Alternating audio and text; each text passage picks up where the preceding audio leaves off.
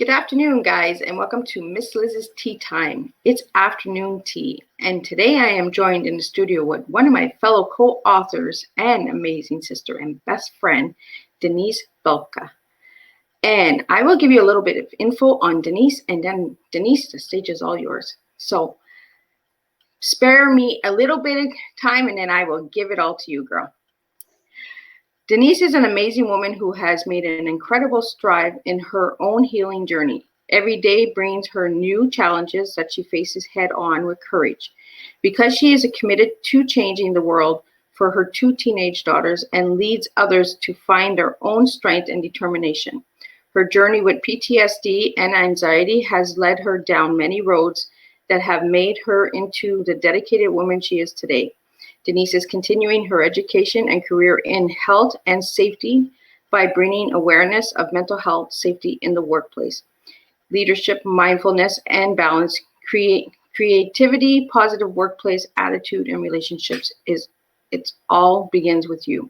And Denise is also a best-selling international author for Sacred Hearts Rising Sparks of Light. So after the show, be sure to check that out and get a copy because that book is worth it, right, Denise?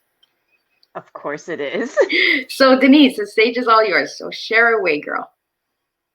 Well, how about we start with this? Yes, I am an author, and I honestly never thought I would get to say that not only am I a published author, but of an international best-selling book that it did that in the very first day. That was a completely mind-blowing experience for me now. And the only reason I'm an author is because I started doing a lot of self-inner work.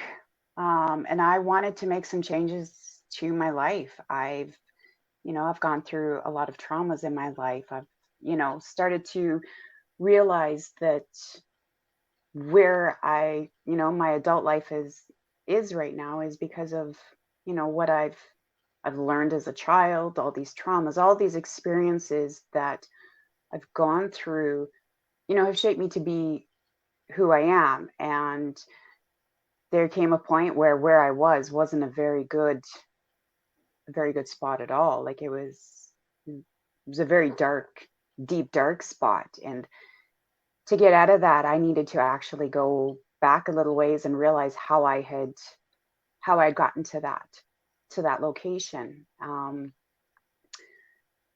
I ended up in hospital one day with an extreme anxiety attack that honestly I thought I was dying. I honestly did. The heart was racing. The head was not clear.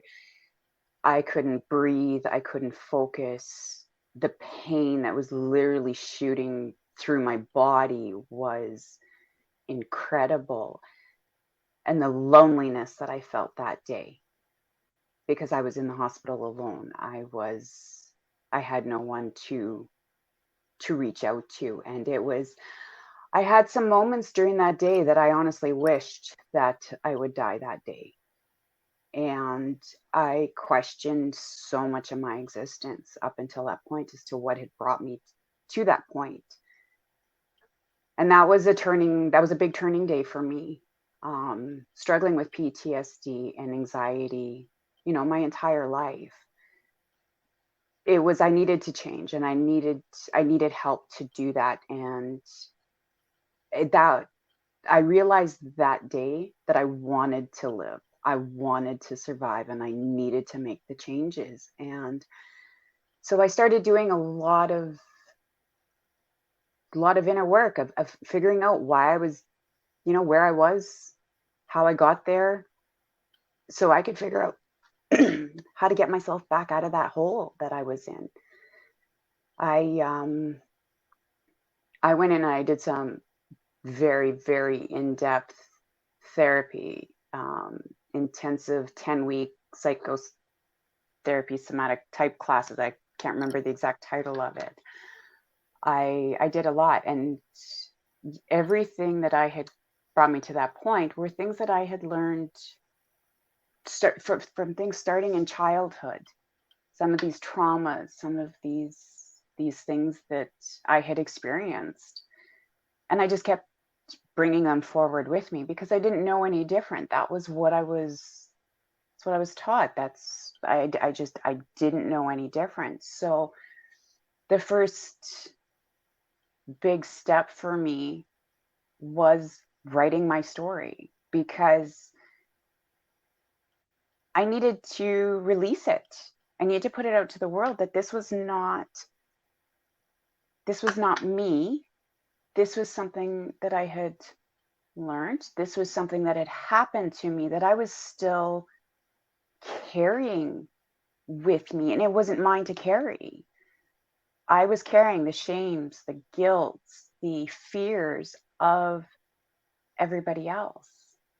They weren't mine. They weren't my own. And I needed to write it out. And I had a lot of writings and a lot of journaling, but nobody would ever read that. Nobody was going to see that. And so the first step and the first part of doing that was a very selfish reason. It was for me. I just needed to be heard. I was in such a dark and lonely place.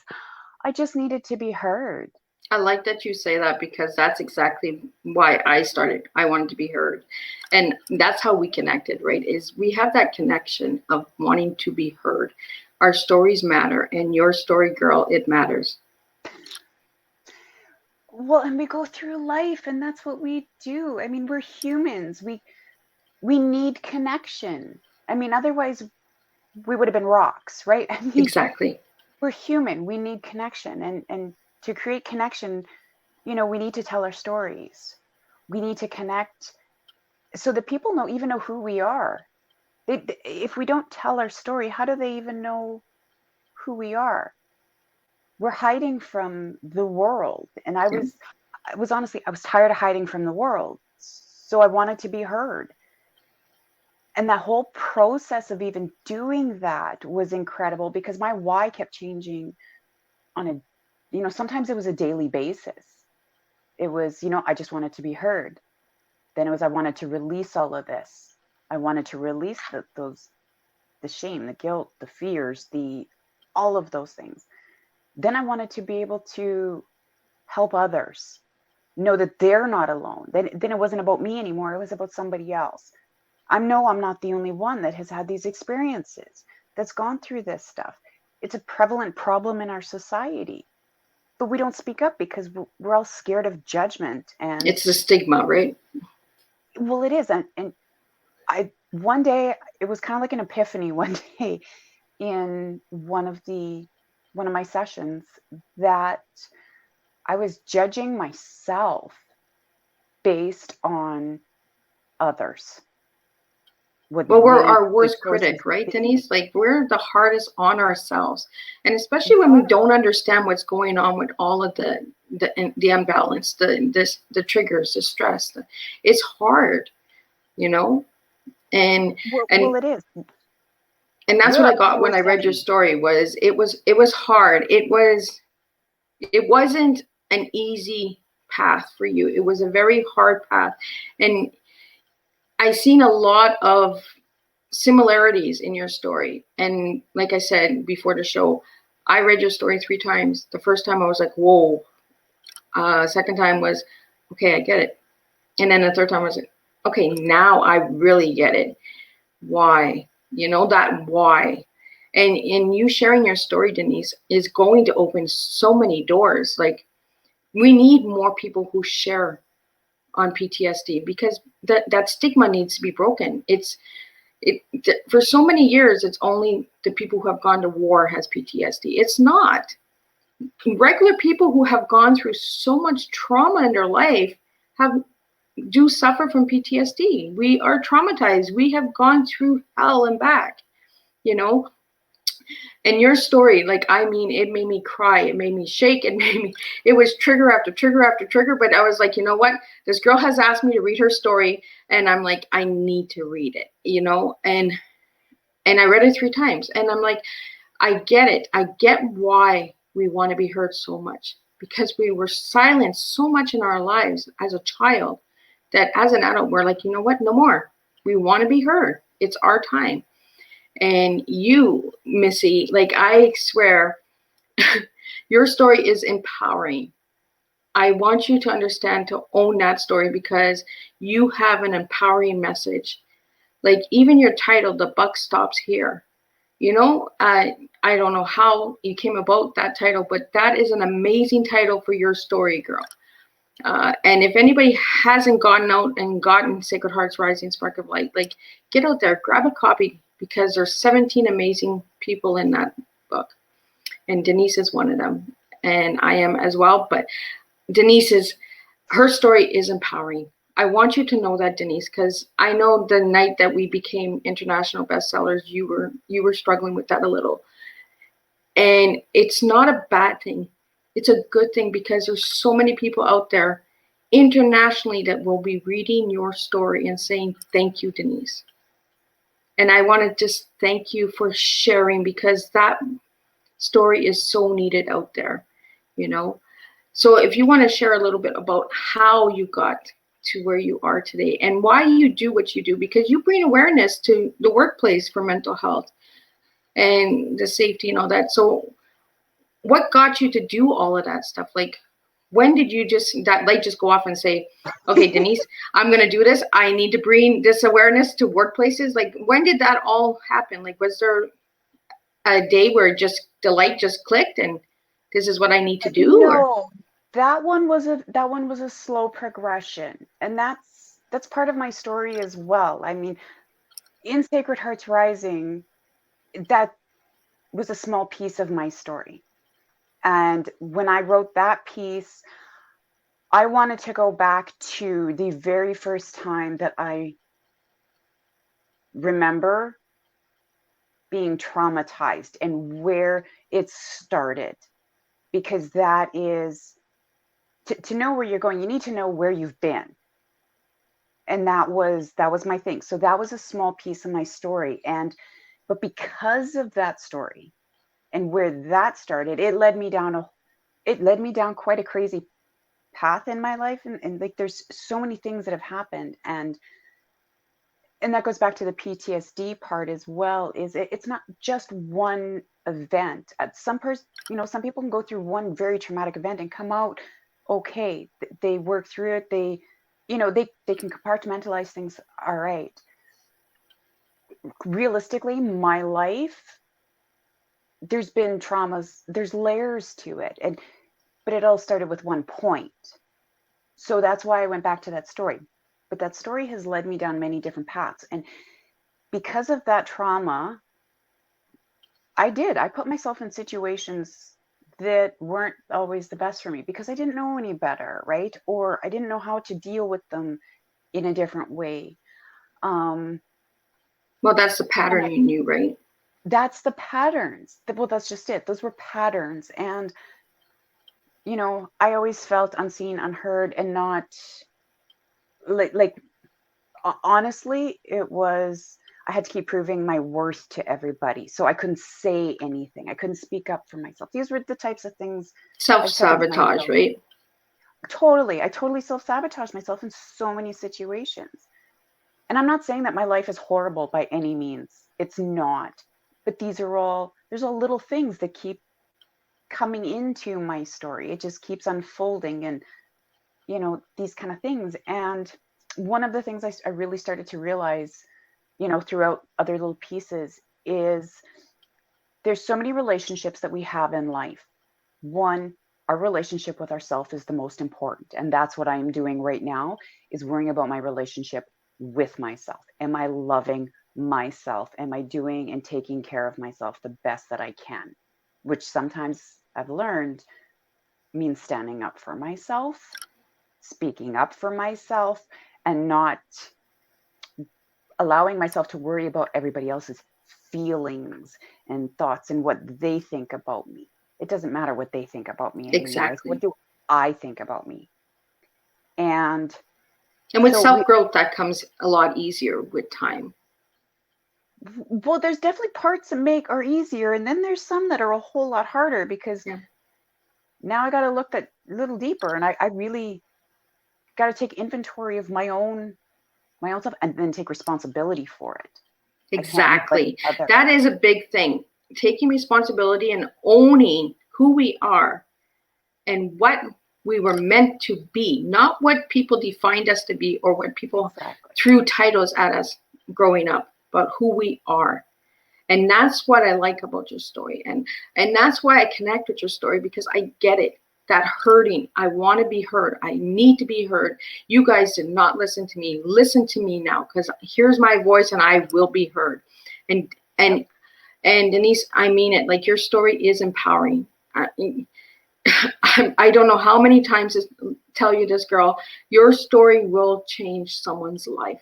It has changed mine in more ways than one, because I understand now why we want to be heard so much when we go through so much traumatic events in our lives. You know, we get so used to people pleasing everybody and saying, yeah, it's okay, it's okay. But it's inside we're saying, no, I don't want to do this. No, I don't want that. That's not what I want. But okay, I'll do it for you. You know? Well, and that's very, I was the proverbial people pleaser. I didn't want anybody to hate me. I didn't want anybody mad at me. I didn't, I was always trying to, like I said, prove my value by trying to, be whatever somebody needed or whatever. And that doesn't work. It doesn't work. And like I said, my relationship with myself right now is my number one priority, making sure that I am being the best person I can be for me. And that's, like I said, it sometimes means standing up, in other situations and saying no or yes, or let's negotiate and talk about it. These are all things that we can do. But I've done that in, like I said, relationship with myself, relationship with family, friends, and I've done it with work. And that's where my that's where my direction is going, like, especially with the work and the mental health. Mental health is important everywhere. Exactly. But work, we spend so much of our time there, right? Like, our waking time, we spend more time at work than we do anywhere else. Yep. It is important that we create atmospheres where we can thrive in those environments as well. And it's a relationship. It is a relationship just like any other relationship. And it has to be built on the same foundations and boundaries and all of these things. Yes, it is a job, but we can create an environment where people can grow, where people can be heard, where they can flourish, and they, people can bring in their expertise. They can. So these are the places. And because we do spend so much time at work, this is also a place where we can be extremely traumatized as well. Yep. This is an area that we need to do the same. And I need to be it's a personal thing about work as well, and our jobs and companies and these kind of things. Yes, we are there for a purpose, for a goal. However, we can make this much better. We can still connect with people on different, it's just connecting on different levels.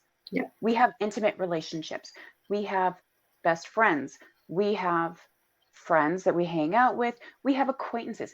These are levels of relationships that we have in our personal life and in our work life. And it's finding where that fits. And being aware that we all need to work cohesively to make the company as well flourish. Exactly. That's how relationships flourish. Companies flourish. So if you want a great company, it's the atmosphere, it's the culture of supporting each other, respecting each other. We're all individuals. We all have a part to play. And we all want to go home at the end of the day, not stressed out and now affecting our personal relationships as well. They can all work cohesively. And so that's been part of where I'm going with this, is because, some of my traumas have come from my jobs. They're unhealthy. I've watched others in my life, same thing. Well, it's that people pleasing thing again, right? You don't want to upset somebody. If something Well, makes it you is. uncomfortable at work, you don't want to say, well, you know what, I don't really want to do that. When Well, you go and it to, puts us, well, and when we get put in situations as an employee, so from my side, in one of the situations I was in a while ago, as an employee, I have a boss to answer to. This is somebody who has authority yep, over me. We have to be respectful of where our positions are. That person of authority abused that authority. And now I was put into a position of where do I allow it to happen because they sign my paycheck? I need that paycheck, but do I need, and that is never a position anybody should ever be put into, ever. And now that wasn't mine, but I had to make a choice for me as to what was I going to do, which was more important, my job and being able to pay my bills, my self-respect. This, like, there was so many things in that situation yeah, that are hard to do. And a lot of people, and I mean, and I'll admit, I mean, I left myself in that toxic situation for longer than I should have been.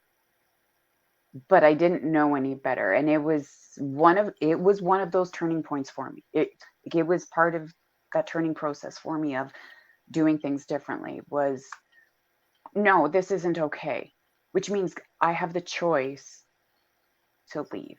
And yeah, it was difficult. I was out of work for a while, but I had to do that for me. But yep, I still didn't speak up completely about it. There was things I could have, and there is people out there that won't and can't speak up for themselves, or they're not aware, you know, not aware of how somebody in a, in one of those positions. I mean, yep, can't blame the boss because maybe he didn't know how he affects other people. I don't know. And that's okay. I, I can respect a person for being a person. They are where they are and they're doing what they're doing. But that doesn't mean I have to be part of that. And yeah, that was what I had done was I had removed myself and went, no. Um, but then there is a time to stand up and really fight for yourself. And yep, there's all these things that we go through, and these are all layers of traumas on so many different levels. And it's finding our own inner strength. And that is, I can't change the outside world. I yep. wish I could and go in and just, be a little fairy and bop Little fairy everybody dust on with the no head. on, right? You know, You it would be fix, you wonderful. get fixed. Exactly. It would be wonderful. But on the same token, too, now I'm sitting here looking at it going, well, that's my judgments of other people. Yep, That's my hurts. Those are my things that may not be what's actually going on. So fine, you do you, I'm going to do me, and I'm yep, going over here. So I really concentrate on me and building my strength. And if I can inspire somebody to make changes for themselves, that is all I can hope to do. I really wish that as a, especially as the people pleaser that I am, that I could literally hug everybody and heal them and make things better. I can't. yep. I can only And that do takes a things big and step, hopefully right? inspire. For you to say that. I can't save everyone. The only one I can save is myself. That takes a huge step, especially when you're a people pleaser. You're like, you know what? No, okay, I can get to me later. I can do this later for myself. But then when you start that self growth and that self inner work, like you've been doing, you're able to say, you know what? That's not working for me anymore. And no, I'm not going to do that anymore. And if you're upset, you're upset. That's you. That's on you. That's not me. And I'm not taking it anymore. And that's what I got from your story was the buck stops here. It's enough. As soon as I read the title, I was like, yep, she had enough. It was enough. It was time for her to share. And when we share our stories, it's not so that it's just a story. It's healing. It's truly healing ourselves and saying, you know what? We want to be heard and it's our time. And It is very healing. It it is is. extremely scary. I remember having a conversation with you earlier that somebody in another country I was like that who's, when the first one came out. I was like, oh my God, somebody in you know, Rome is going to be sitting on their toilet reading my story and saying, oh my God, that poor girl. And I'm like, really? It's like all over? Like, It is literally all over. And I have no control over that anymore. And that's scary it because is. I try to control everything, how people see me, all of these Yeah. things. But so it's releasing control over everything that I can't control. Yeah. And that's a scary position, but it's also a very freeing and empowering position because yes, I am now vulnerable to everybody else's judgments, their thoughts, their however they take it. I am Yeah. vulnerable to that. But that is also my greatest strength Yeah. because now I am me. There's no masks. It's There's no gone. hiding. I am standing here. Take your best shot because you know what? I stood up for myself. Yeah. I I am healing this. This is what I am dealing with and this is just me. This is just me and this is where I am and I like like I that you're said, using love those me, like statements. me, hate me. You know, Sorry. I like that you're using those statements, Denise, that it is just me. This is who I am. You either like it or you don't. But at the end of the day, I'm still going to make it. I'm still going to Yeah. get through the day with or without you beside me. And I like that you're using these empowering statements and affirmations because when we heal, this is what we do. We use these affirmations and we own them and we take responsibility for them. And I see that with you, and I see the growth, and I watch all of the Sacred Hearts Rising people out there. So be prepared, guys. I'm creeping you guys, whether you like it or not. Like I said, you guys are my family, and I do watch from a distance, and I do see the growth. Like I've seen the growth since you've shared your story, Denise. Yeah.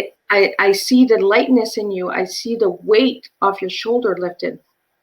When I watched you on Jay's show, when he did his podcast, the amazing difference in you, girl. It's truly amazing. And I see you out there helping people, and I see you showing people that, you know what, don't take those words to heart. It's what they feel, and we don't know what other people are feeling or what they're going through. It might be something that we're doing that's triggering them, and they're like upset, but they're not really upset with us. They're upset with other things in life or with themselves, and they wish that they had Exactly. that strength. How come That's I don't exactly have that strength? Why can't I write a story? Why can't you know because it's not meant for you guys. It's not meant for everyone. It's meant for people that are yeah. ready to heal. And it doesn't mean that we're not saying that everyone out there is not ready to heal. But when the time is right, you will. And you will find a way, whether it's writing your story, writing a song, writing a poem, being creative, painting a picture, you are finding your way of healing. For And us, we it do was it every writing. day. Yeah, we do. We healing and dealing with traumas and all of those things. It is a day to day, sometimes a minute to minute progress. Yeah. It's not this big, massive shift of things. It's a day to day process. Yeah. And sometimes, you know what? The healing portion, right? This healing part, everybody talks about we're healing things. Sometimes all we need to heal is just to bring it to awareness that it exists. We don't have to do Bingo. anything else with it. It's just there it is. Yeah. Don't This is what overthink it. happened. Just do it. You know, it's like, this is how I feel about it. This is what I learned. This is what I did. It just is. Yeah. There's no healing required for some things. It's just awareness of it. I think the healing part of it too is it's just we got taught one thing. Yeah. You know, inadvertently we got taught this was what you do, this was what life is. That was the and the pattern. healing and the healing process is just actually a relearning of how to do something differently. That's all it is. I was having a discussion with a very important person in my life, and I said it was like I was just having to learn how to walk without a limp, because that was what I felt like. My some of my traumas had caused me to learn how to walk with a limp, even though I didn't actually have an affliction that required me to walk with a limp. But I got that's that how limp. I learned how to walk. I learned how to walk that way, but I don't need to walk that way. I am perfectly capable of standing Yep. upright with sure movements. All I'm doing is learning to re-walk Yep. without that limp. That's all I'm doing. I'm not healing anything because there was nothing to heal. It was just a situation that this is what I learned, and I don't have to do that anymore. Are you really? Yeah, I So can then do this. then it's just the decision to go, oh, I don't have to walk like an old ape. Yep. I can stand up and walk straight with my head held high. Yep. And that's where the story name, The Buck Stops Here, was trauma is caused and handed down through generations.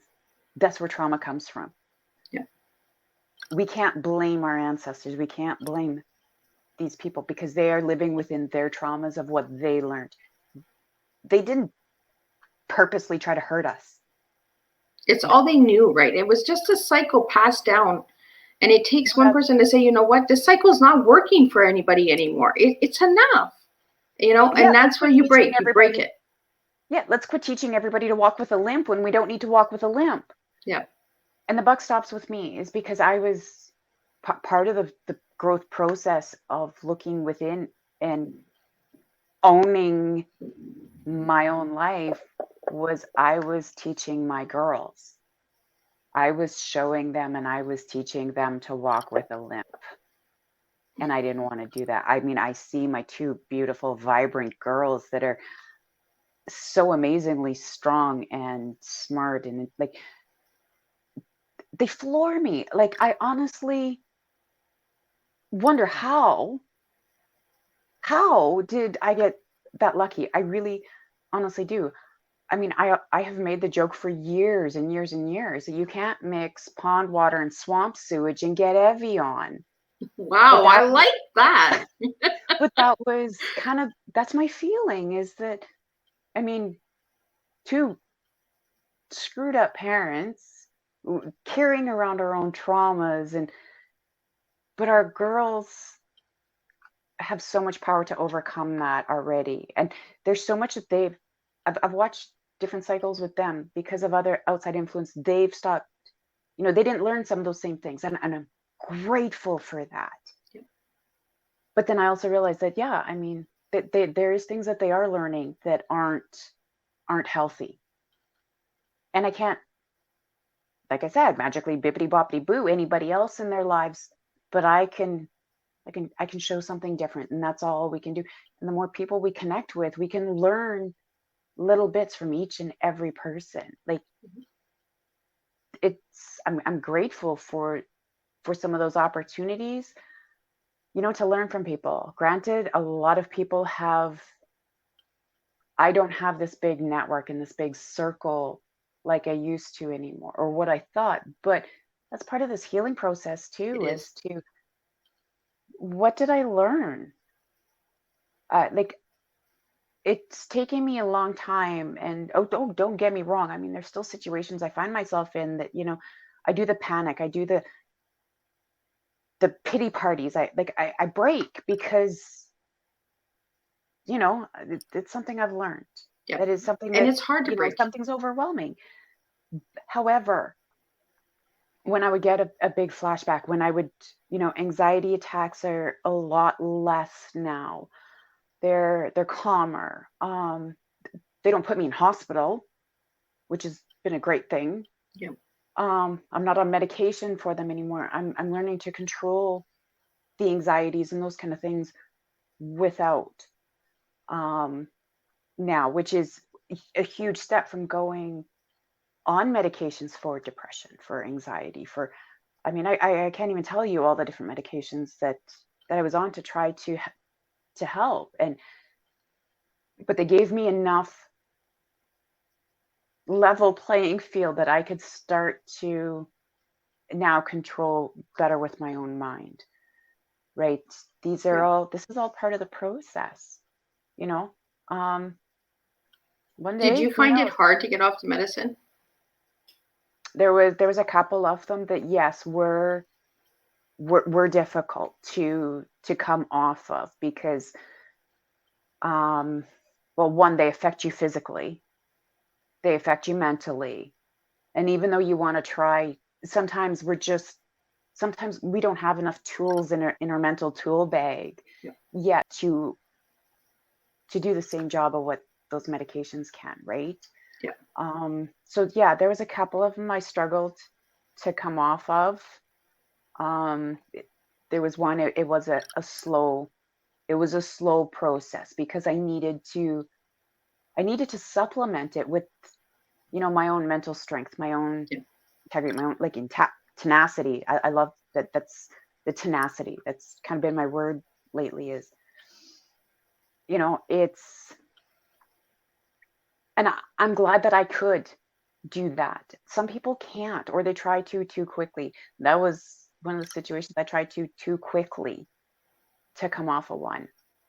And so it caused, Side it effects, just right? made that cause problems. So it's having patience with ourselves and doing what we need to do at any point in time. And do I like the fact that I had to take medications? No. But on the same token, too, I can't beat myself up that I had to either. I can't keep judging myself because I wasn't strong enough to not do it without medication. I needed that medication to give me the chance to become strong enough. Yeah. You don't break your leg and then instantly start walking on it 2 days later just because, well, no, you got to put it in a cast and you got to rest it. You have to give it a chance. Yeah. Do I like the fact that I'm in a cast and can't walk? No, but that's just the way to give my leg the best chance to heal properly. That's what I need to do. So no, Yeah. I didn't like it, but I got to quit judging myself that, yeah, I required medication. And I still have a standing prescription for Ativan. I have one with me at all times because I never know if I'm going to end up in a panic attack again, that I need something right now. So I use it as it's a tool for me now. Yeah. Yes, it's backup. It's in case I need it, but I'm not relying on it to bring me down. I've got other tools that I use now that I've learned through, like I said, very intensive therapy, psychosomatic groups. Like there was so many things that I have done and tried and worked with in which to get myself to this point. It wasn't I just woke up one day, snapped my fingers. Yeah. It's not like that. It's not Oh, like we have a wand and go poof, we're fixed. It's a lot of hard work. It is hard work, and it's actually just learning to love ourselves is really all it is. It's undoing everything that the outside world conditioned us or taught us. It's just undoing all of that and believing in ourselves. It's even part of it is, I mean, we have people in our lives that are going, oh, you're amazing, you're great, you're all of these things. That's great. When that feeds, it feels good to hear those things. However, if we don't believe those things about ourselves, it doesn't matter. They're empty words. Exactly. And they may not have been meant empty, but they're still empty words. So to And it's truly not because we don't appreciate, appreciate those comments and that. no, It's because we ourselves, we don't believe that we are. And those are days that we're just like a little harder on ourselves. It doesn't mean that 7 days a week we're hard on ourselves. It just means maybe that one day we're having a hard time, you know? And then there's other days where we get the strength that we don't even know ourselves exist in us. You know, we're like, whoa, where did that come from? You know? well, how do we believe somebody else's words about our good, whatever? Like they'd really, it could be anything, our work Yeah. ethic, or how can we believe those words from If you don't somebody believe else it in yourself. if you don't believe them yourself? Yeah. And that's what, it's like when I kind of realized that, and I started, one of the things that I was asked to do by my one therapist, and by the way, I've been through a number because we can outgrow therapists too, by Yes, the we way. can. I've been through a number of them, but one of the exercises was to look myself in the mirror, Oh, I don't like that one. tell and tell myself all of these good things, and The first time I did that, I couldn't utter one good thing. I couldn't. And I broke down in tears. That is a Because hard one. I couldn't tell myself one good thing I truly, honestly believed I liked about myself. Not one thing. And I ended up sitting there crying, and I mean ugly cry, when I realized that I didn't love myself at all. I couldn't come up. I could pick myself apart for hours standing in front of that mirror, but I couldn't say one truly good thing that I loved about myself that didn't have to do with somebody or something else in my external world. That was truly about me. And that one took a lot of practice. And I'll be honest, I still have trouble with that one, but I practice it because that's everything in life. I mean, we don't get good at it immediately. We have to practice. We have to keep it's a nonstop thing. This is something that I will continue my entire life until my breathing stops and my heart stops. This is something I will continue for the rest of my life. As I'll just keep dealing with one thing and reminding myself all the time, what are my good points? What are, because when we beat ourselves up and we take responsibility for everything, I mean, when we take an inventory and take responsibility for ourselves, where it's really easy to nitpick all of our faults. But we still need to take responsibility for the true faults, but we also need to take responsibility for the good. What do we have? Our honesty, our integrity, our caring, whatever those things may be for each one of us, because they're all individual. We have to take responsibility for those too. That's not because of somebody else. That's because of me. Yeah. So right now, it's my strength. I feel like a bodybuilder. I am not going to become a bodybuilder and get strong by lifting these little 2-pound weights, right? It's not going to happen. Yeah. It'll keep me fit, but it's not going to build strength. It's not going to build character.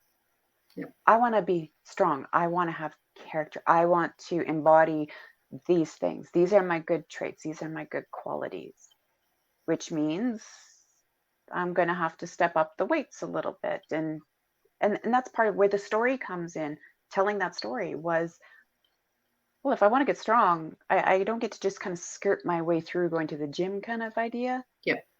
No, I had to build myself up to that point, but no, now I'm going after the heavyweights. Come on, let's get this done. Yeah, like it's time to work.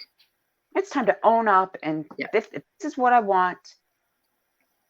This is what I got to do. Unlearning all the unhealthy stuff, getting myself, it, like I said, it is like the gym. You start slow, you work your way up, you build endurance, you slowly build muscle, you slowly start getting you don't just go to the gym and pick up 50-pound weights and think you're going to do anything with them. You'll hurt yourself. You don't do that. That's our healing process is the same thing. We do this in increments, and we take pride in every little step we take. And there's days that you're going to go home from the gym and you're going to be sore and hurt and oh my God, but you get up and you do it again because you know where you're going. You set a goal and you go after it, and you don't let others and outside influences sidetrack you from that. And if you have to take a day off, you take a day off too. Like it's a process, but it's to going from sitting in a hospital wishing that I would just die, that it would just stop because I couldn't take it anymore. I couldn't breathe. Like I said, the physical pain from an anxiety attack, I could never believe, like, I can't even describe it. Like it was, people look at anxiety and go, oh, it's just a mental thing. Get over it. Right. Just, yeah. Seriously? Here, how about I hit you in the kneecaps? Just walk it off. Okay. There. Let me know how you like that. Right. We can't we can't do that to ourselves. We can't do that to other people. And that's where awareness comes in. Yep. Is, you know, some people look at it as being selfish to concern myself so much with what I'm doing and all these things, right? That, it's selfish for self-care. No, it's not. It is an absolute requirement to be your best self.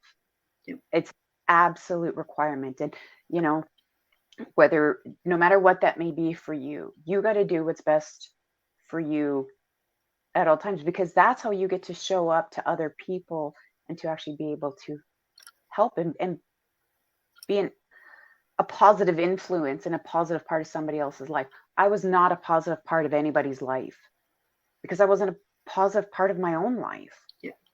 So all I was doing was continuing to spread that. So by being aware, coming out with some of my story, I have to say this as well, like at different intervals of doing different things for myself. It is amazing how I looked at somebody one way, as a person I didn't want to be with, like, I can't, I don't want to talk to you. I don't like you. I don't. But as I started standing up for myself, or I started doing things differently, they started reacting differently to me. Now there's a respect because they have a better understanding of me, so they can treat me differently because they are aware of something. Exactly. Looking at somebody and going, you just triggered a PTSD flashback up for me. Instead of keeping it hidden and pretending like nothing happened and, or blowing off the handle, and making it their issue, just going, listen, you triggered a PTSD attack. I need to take a couple of minutes to get myself under control. I'm sorry, I can't do whatever it was you were asking me to do, whatever the situations are. That person looked at me and went, oh, I didn't realize. I'm sorry. Is there something I can do to help? Yeah. Either this, or this. But just speaking up and saying, I need you to go away right now. Yeah, I just can't do you right now. I need you to go do your own job. Or can you just sit here and talk with me for a couple of minutes, just to give me something concrete to anchor to? PTSD and anxiety, they're things that they're not grounded in reality. Like they're real, but they're not. You need to ground. You need something to hold on to. You need a stable foundation of something to help pull you through, because it's irrational. Yeah. And yes, we know. I mean, I shouldn't say we. I know for me that it's irrational fears. It's irrational. It's not like the boogeyman's jumping out of a corner here, but that's the way it feels. Yep. That's the way my brain is reacting. My body is reacting. And that's where some of the tools come in. And one of the things I found that helped me, especially now, it didn't help me in a big major attacks, but in all the smaller things, when the heart starts to race a little bit, or the cold sweats, or when I start to feel some of those first symptoms, counting backwards from 5. That's all I do, is I count backwards from 5. But it has to use that logical part of my mind. You have to think about it to do it. So it just changes things. And these are all these little tools that I've learned from so many different people, or podcasts I watch, or therapy. Well, that's it, right? You take bits and pieces and you put the puzzle all together and say, this is how I'm going to heal myself. This is how I'm going to grow, because I need this piece over here. I need this piece together. And then when people see us now, they're like, but that's not who you are. And we're like, yes, this is who we are. These are the things that I have to do to keep me in my top physical shape. This is what I got to do, my top mental shape. These are the things I got to do. People always see that it's like an iceberg. You only see the top 20%. You don't see what goes on underneath. Exactly. And so I've become a lot more compassionate to myself, but I've also become more compassionate with others as well, too, going, I'm only seeing 20%. Yeah, what's that other 80% that I'm not seeing? What is the other 80% that I'm not seeing? And yeah, for some situations, I can look at them and go, well, it could be this, this, and this, because there's some Yep. similarities, there's some correlations, but I still don't know for certain. And I can be loving and kind to other people and be compassionate and still not accept their own traumas, their own, I can, that's the biggest one, is learning that fine line of truly being there for somebody else or understanding somebody else without taking on what's going on. And we as humans, I mean, we walk that line like a drunken sailor, right? Like, but it's trying to always stay. I mean, and eventually we will be able to walk that line a lot better. I mean, but it's understanding that everybody is going through something. Exactly. You know, and, you know, some of these people in my life that, you know, I look at, I'm like, especially from my childhood, right? Like, I mean, going back to my story, I can love them. I can forgive them. I can do all of those things. And they have not changed anything of whatever they may have done. Yep. That's okay, because it's all within myself. You know, they were reacting from their own traumas, their own, you know, and that's all any of us do. And so, yeah, I've become a lot more forgiving, a lot more compassionate, but I'm also stronger. So that also means that I'm not going to take Yep. I'm not taking it anymore. I'm not taking crap anymore either. Yep. So, you know, it's that, and sometimes it's a lonely, I'll be honest, sometimes it's a kind of a lonely place. And my story coming out, I got a wide variety of reactions to it. You know, it created some waves. But from sharing our stories, Denise, us putting those, not putting the waves out there, but I mean, the waves that people get from reading our stories, maybe they're just not owning it and taking responsibility and saying, you know what, I messed up as a parent. I messed up as a brother and sister. Like, maybe she has reasons for feeling this way because of the way we did things, you know, and she's just saying, you know what, it's time for a change. It's this doesn't work for us anymore. This happy-go-lucky pretend family that everything is perfect, and then as soon as the door closes, bing, bang, boom, there's abuse after abuse after abuse. And then when the door opens, oh, well, we're all happy family. I know it doesn't work that way, guys. No, You know, it there's a doesn't. reason for why we felt and feel this way, because we had to stay in silence for so long. And by sharing your story and opening that door, the waves are created because they're not ready to hear it. They're not ready to own it. They're not ready to accept that they did wrong, you know? And it's part of that process. I mean, that was part of the process for me. I mean, hearing, you know, things from my own children, right? And it's like, ooh, ouch. I'm sorry. Our children are the worst.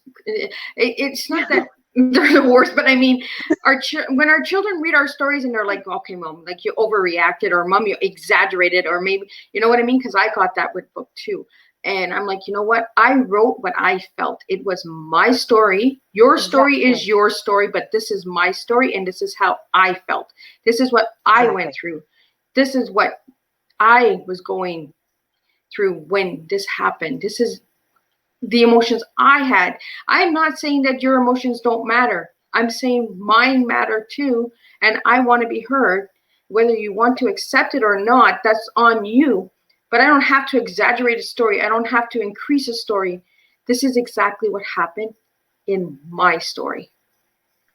Well, and a lot of times as trauma victims, you know, of any trauma, we actually tend to minimize. Exactly. We could put more, but we hold back because we don't want to hurt people. We don't want them to know all of the garbage and all the details. It's like when I wrote in book 1, Brenda wanted 2,100 words. I wrote 9,000 words. It just came out like garbage. I want it out. just put it all in a book, Brenda. Just figure it out. Like, I don't care. Just do it.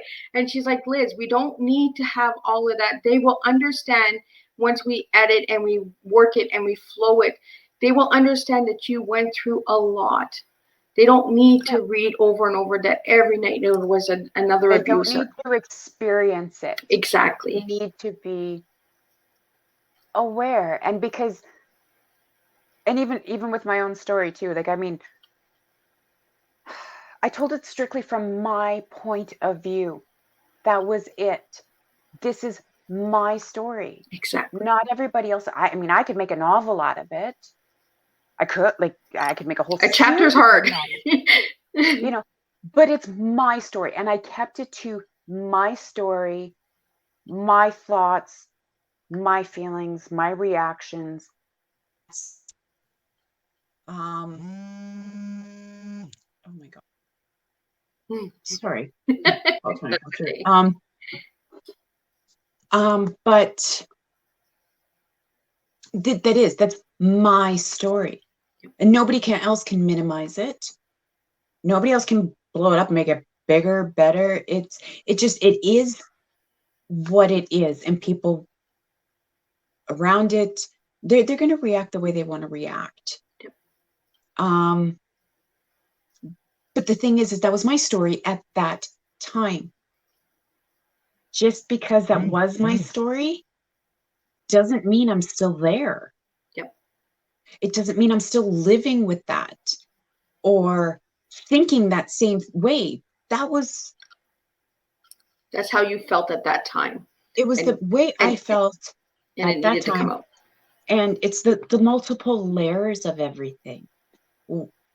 One trauma in itself, it's always, it can very easily snowball into, into more traumas keep getting added to it, which makes it a little bit more to keep figuring out, like an onion. Just keeps getting more layers to it.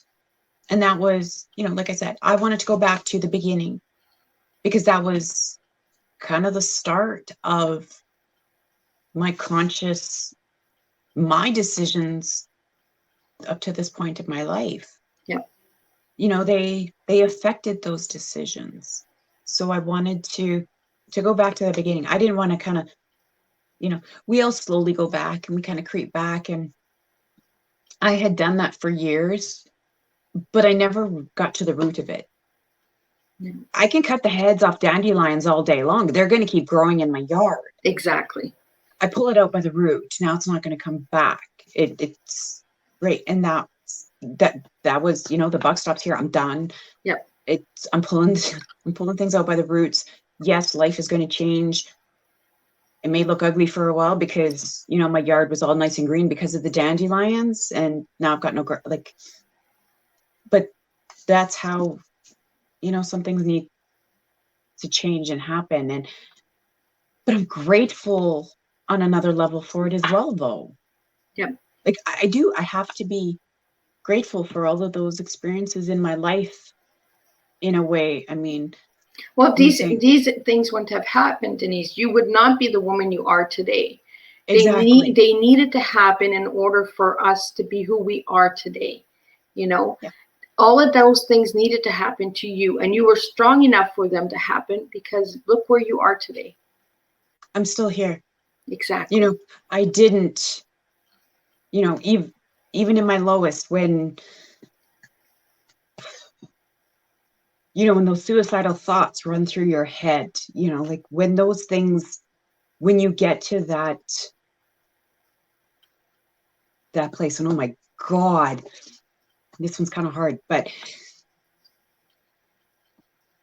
knowing that was where I was, that was the weight of all of this, my entire life leading up to that point, and knowing that that's where I was, that I had thoughts that, what, maybe people in my life are better off without me. Maybe I'm causing too much trauma. I'm causing too much for them. I took responsibility for everything except for my own pulling myself out at that time. And I wish that I had not spent that day in the hospital, that I did not have, I could wish that never happened that day, but I have to be so grateful for that day. I mean, that was one of the worst days of my life.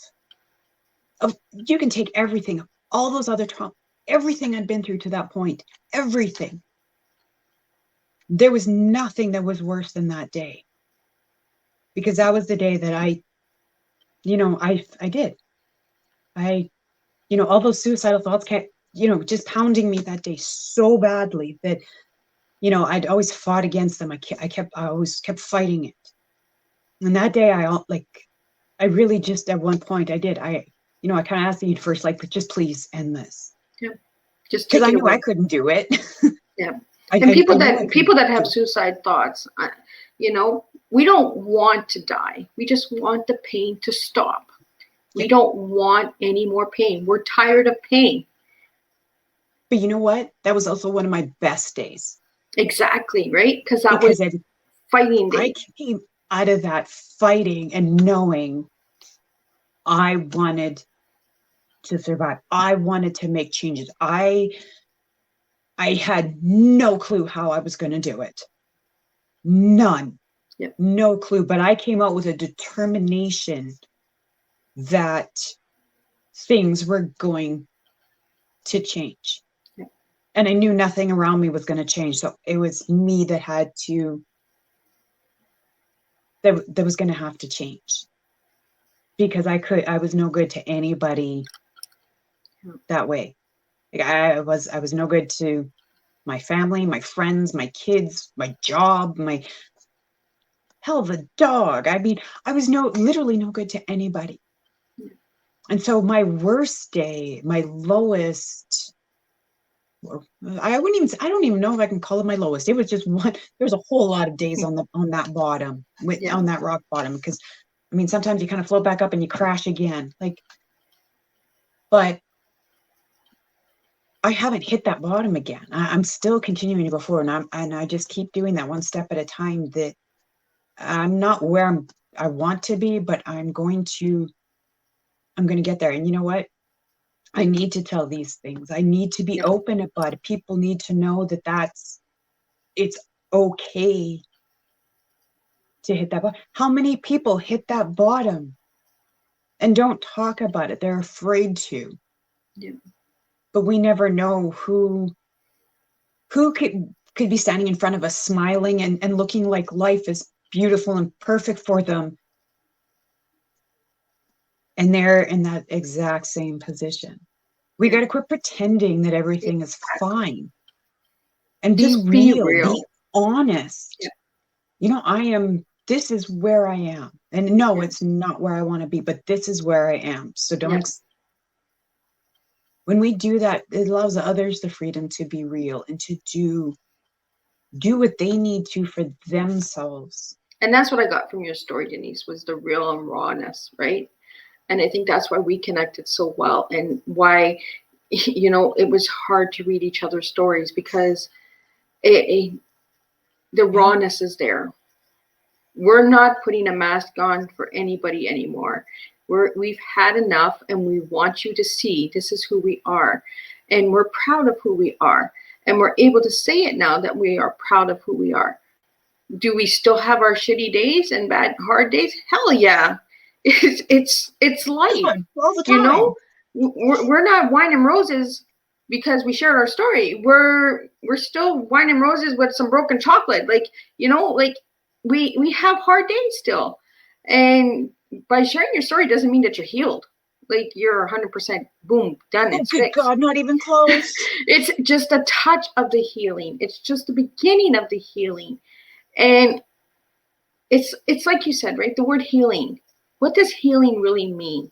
Because healing means a lot of different things for a lot of different people. We all heal differently because we all have experienced different things. Yep. They may be similar, but no one story is. It's like a cup of tea, right? And I tell this to everybody all the time. Liz, what is with tea with you? I will tell you all, tea is different. Not one tea is the same. No matter whether you drink the same tea for the next 20 years, not one cup of tea is the same. The temperature of the water, the cup, the amount of tea, how long you steep that tea bag has an extra little grain in it. Like, it's not the same.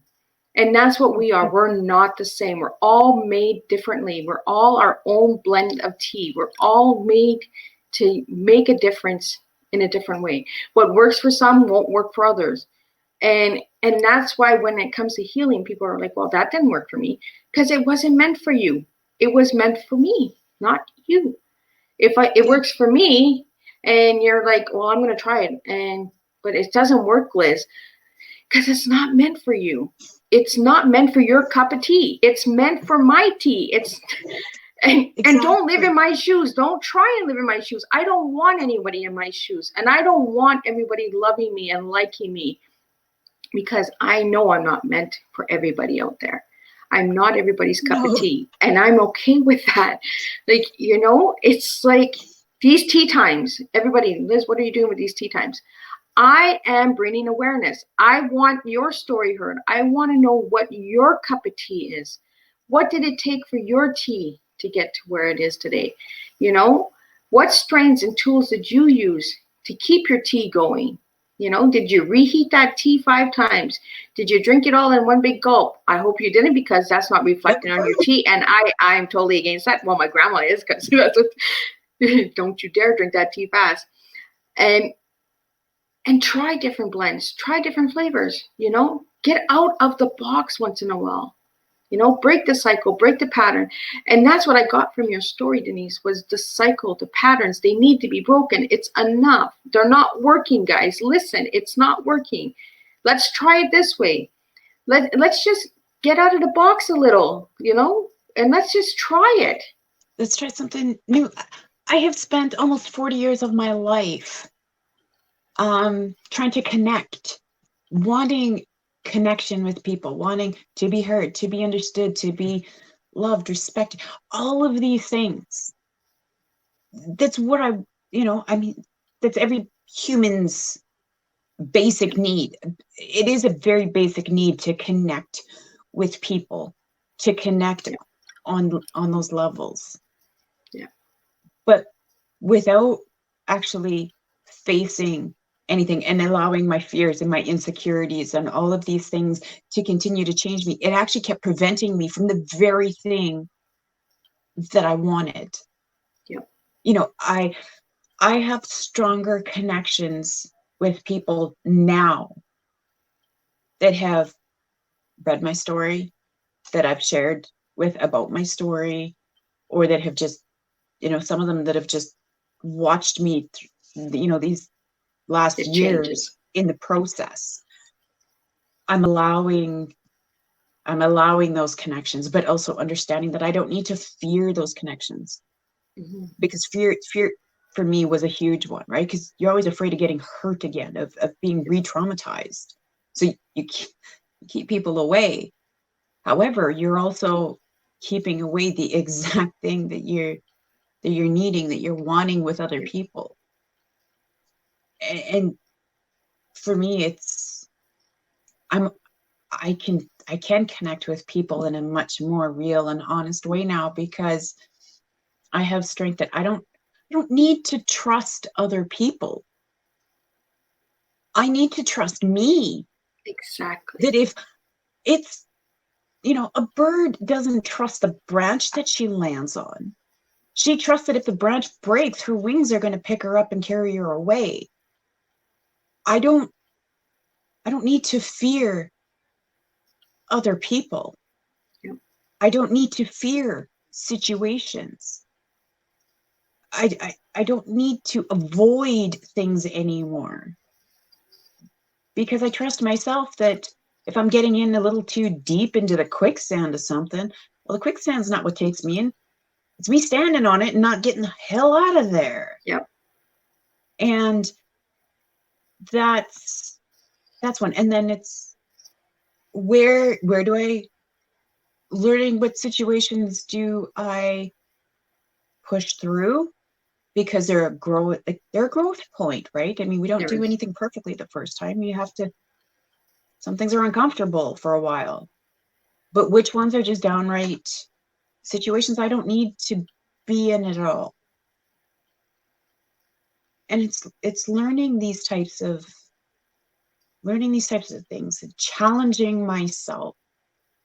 This entire process for me has not been about anybody else. It has been strictly about me. I don't care what people do around me. Well, I mean, I care, but I'm not going to let it define. Exactly. I like that. Define. You're not letting them define what they believe is you. You know who you are. You're good with who you are. It doesn't mean that we're arrogant or we think we're better than other people. It just means, you know what? We know who we really are now. Yeah. And we're going to own it. And we're going to take responsibility. And we're going to say, you know what? I've been through shit and back. And I don't want no more shit. Does that mean I'm still going to get shit? Oh, God, yeah. Because that's life. Life hands us shit sandwiches all the time, right? Yeah, but that's how we make our flowers grow. It's called fertilizer. We need that shit in order to grow. If we don't get any more of that shit, we don't grow. We don't find different paths. We don't. Because then it just means, okay, well, we're all wine and roses now. What do?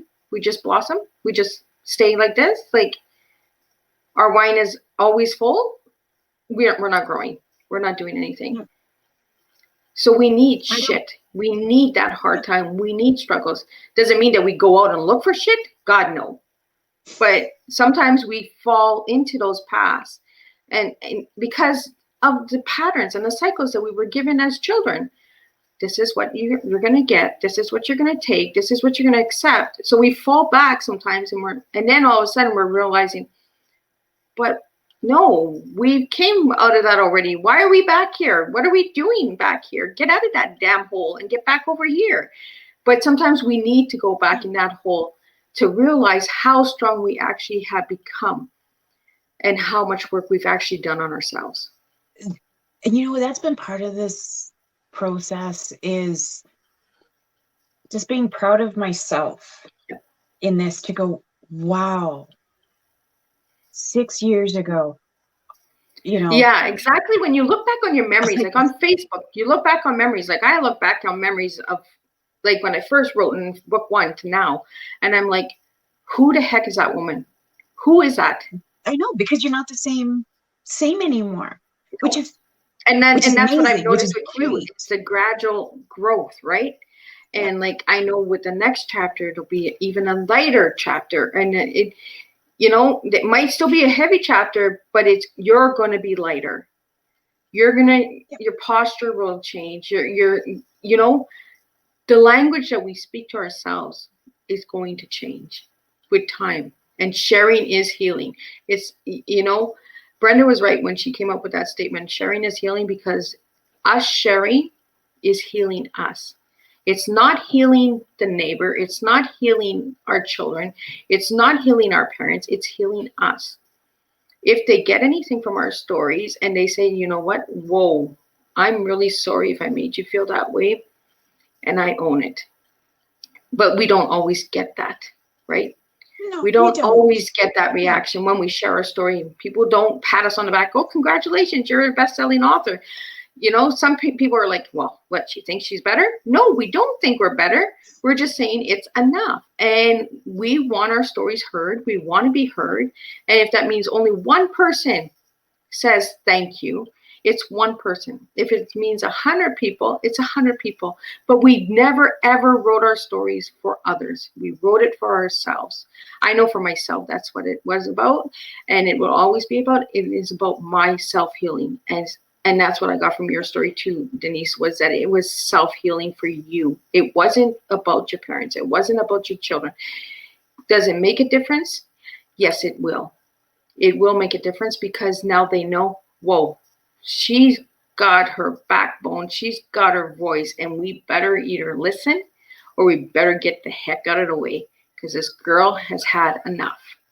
And it just, yeah, and it just allows people to know who I am, because they, people didn't know. And there's a wide variety, and it's created conversations with my parents that are so our conversations are even different now. Yep. Because I look at it,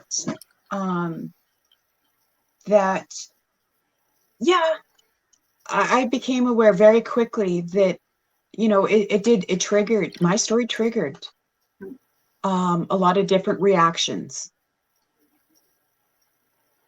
And I learned that I don't need to react to their reactions. exactly. I don't need to respond. That was theirs. But it's also given them a level of healing as well, because now that it is something that can be talked about, it's brought out in the It's open. not You hidden can't hide anymore. it anymore. Exactly. There's so much more information, even now, coming out, or the conversations are different. They really are different, and healing, and we're connecting on an even better level. Like, I've had a good relationship with my parents this entire time. When I wrote that part of my story, like, it wasn't a judgment of it, like, it truly wasn't a judgment. Yeah, it It's, wasn't this to was what shame, happened. blame, or complain about people. It was to say, you know what, this is my story and I need to be This heard. was how, exactly, this was how I saw it. This was how this made me feel. Done. That's it. I'm not blaming you for how you handled it. You handled the situation the way you knew best. And then here's the other thing. This is my perspective on the Exactly. situation that I was in. I didn't, Exactly. because it wasn't talked about as broadly, I didn't know the other perspectives, because that was never shared with me. Now I'm seeing the other perspective. The story is fleshing itself out. There's more to it. And I go, wow, you did that? Like, there's always more to it. Always more to it. But without things coming out in the open and actually having honest discussions, nothing changes. Yep. Nothing can change. And that's why I think it is so important for people to share their stories, and to be real and honest and authentic about it, because it's not just one person that needs to heal from Yep. it. It is everybody. There's a group that needs to heal from it, unless it, literally, whatever was traumatizing was completely one, but it never is. Like, it Yep. never is. We need to share, to let others know, one, it's okay. Let's open up these lines of communication about things. Let's change how we do things differently to prevent it from happening in the future. How to relearn how to, walk without a limp. Let's Yep. just do things differently. We can connect on better levels, because we're connecting on an equal footing of, well, this was how I thought. How did you see something? Yep. You know, And be and to open to it, right? And I think well, that's the that's just thing it. too, right? When you're healing, you're more open and compassionate about people, even the ones who have hurt you, to try to understand, okay, maybe this is what they got when they were younger. But then again, Denise, there are people that are out there that are just rotten people, that don't Oh, hands want better, down. that don't want to change, that don't want that pattern broken, because that's all they know and that's all they're going to stick to, right? And Yeah, that's they're when you too, say, they're you know too deep. what? I still love you, but you're not good for me. And I need to remove myself, and I will do this on my own, whether I'm alone for the rest of my life, but I will not any longer take care of that pattern and cycle that you choose not to No, change, because no, it's a and choice. that is a choice, and we have to learn how to make that choice for ourselves. Yep. As to who, it boundaries in there. It's just creating boundaries that this is my life and this is what I want in my life. And my boundaries are not to keep everybody out. They're to let people know what it is I'm creating. Exactly. Are you going to, are you going to come help me create? Are you going to come, boundaries are for me, actually.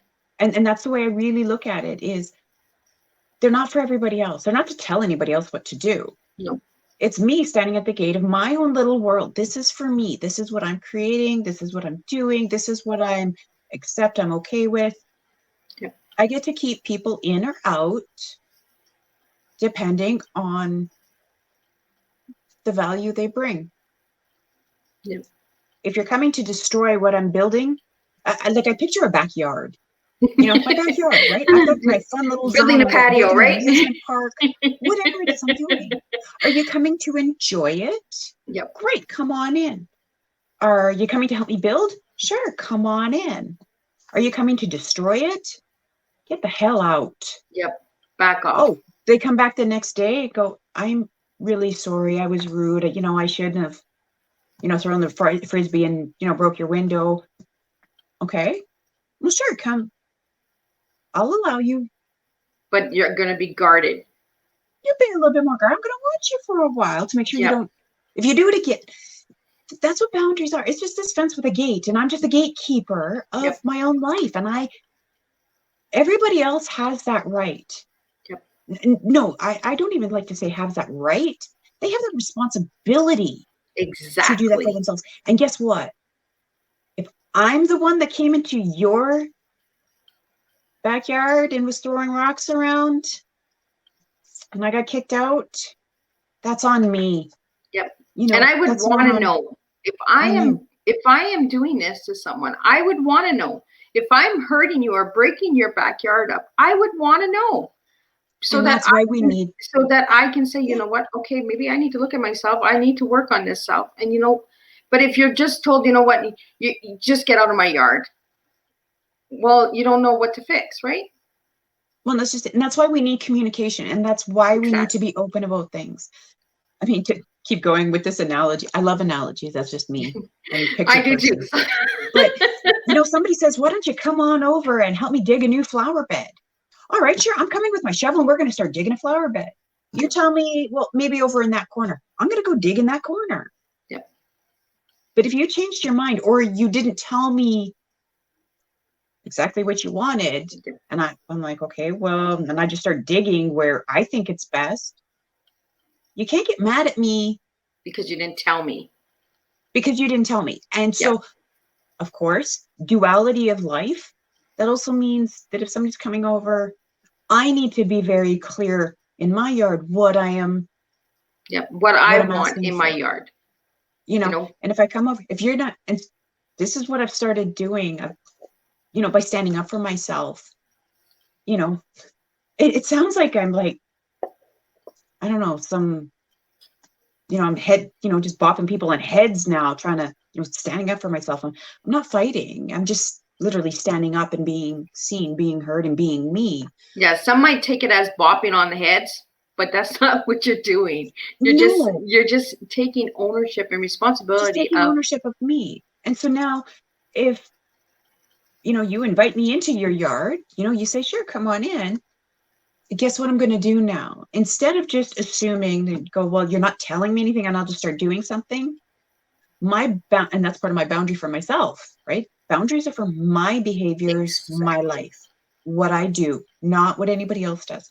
If you don't tell me exactly what it is you want, I am not putting that shovel in the ground. If you need to be very clear what you want from me. Exactly. We're not mind readers, right? I'm not a mind reader. Now, if you said very clearly and you were confident and you go, I have no idea what I'm doing. I want a flower bed. I am trusting you to create one for me. I'm going to ask more questions. Yep. To try to get more clear of what you're kind of picturing, those kind of things. And then, yes, then I will do that. But you have to tell me that you want, you're telling me you're giving me free rein to do something, or you're telling me exactly what it is you want. Exactly. But I'm not doing anything for anybody without knowing exactly. Mm-hmm. And that's where the people pleasing comes in. It's like, oh, I'll create you the best flower bed ever, when all you wanted was a little flower pot by your door, right? Like, I was always I put too much into it, or the wrong thing, or because I didn't know about that other person either. So that's why, tell me your story. Let me understand you so that I have a better idea of what I can or cannot do or help you with. Or that's why we all need to be more open and more honest about everything. People understand me better. Some of them are more confused than ever now, that they look at me and go, I don't get it. I don't And get it's like, you. that's okay. You don't need to get it. Just Yeah. know that this is what I'm doing. And changing is difficult, not just for ourselves, but for the people around us. Yeah. And like I said, it's a hard journey, and at times it's been a lonely journey, but it's also been a more fulfilling process, because I trust myself more. You know, I trust myself. I love myself. I do the things that's best for me. Yeah. And that can be anything. Sometimes what's best for me is helping somebody else do something, or to give is to receive. So for me to give to other people, maybe that is my self-care that day. That is it, but it's always, what's best for me then allows other people to do what's best for them, and giving them that freedom as well. Like I said, I created, with my story, I created waves and ripples. But each one of those people, good, bad, and different, it doesn't matter. They got to take care of themselves and do what's best for them. And if doing what's best for them means stepping back from me and going, sorry, we just can't, that's okay. Actually, it should be celebrated that you're making that choice for you. If you're saying, I can't be around you, well, I'm sorry about that. If this is somebody that, I did want in my life, but I have to celebrate it, that, what, that is a positive change. That because of something I did, it created a positive change for somebody else. Exactly. Because they're taking care of themselves. Is it, I don't know why, how, what, I don't know reasonings. That's okay. That's not for me to know. That's for me to respect. It's for me to just understand that I have that impact. Other people, it's brought others into my life as well. Or just retouched with others that went, I didn't realize that. Good on you. And they kind of fade off away, but they come up to say, good on you. I'm impressed. I'm amazed. Thank you. Whatever it may be. And then they go back to their own life. Yep. That was, this process is so huge. And I mean, quite honestly, I could sit here and talk for hours. Truly, I could know, talk right? for hours. We could just talk for hours. I'm We're I'm a already talker. over an hour, girl, so we're good.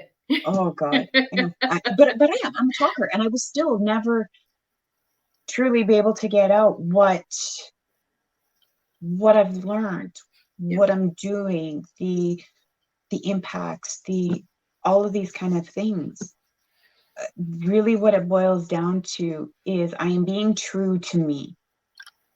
And being true to me means some people are going to love it. Some people are going to hate it.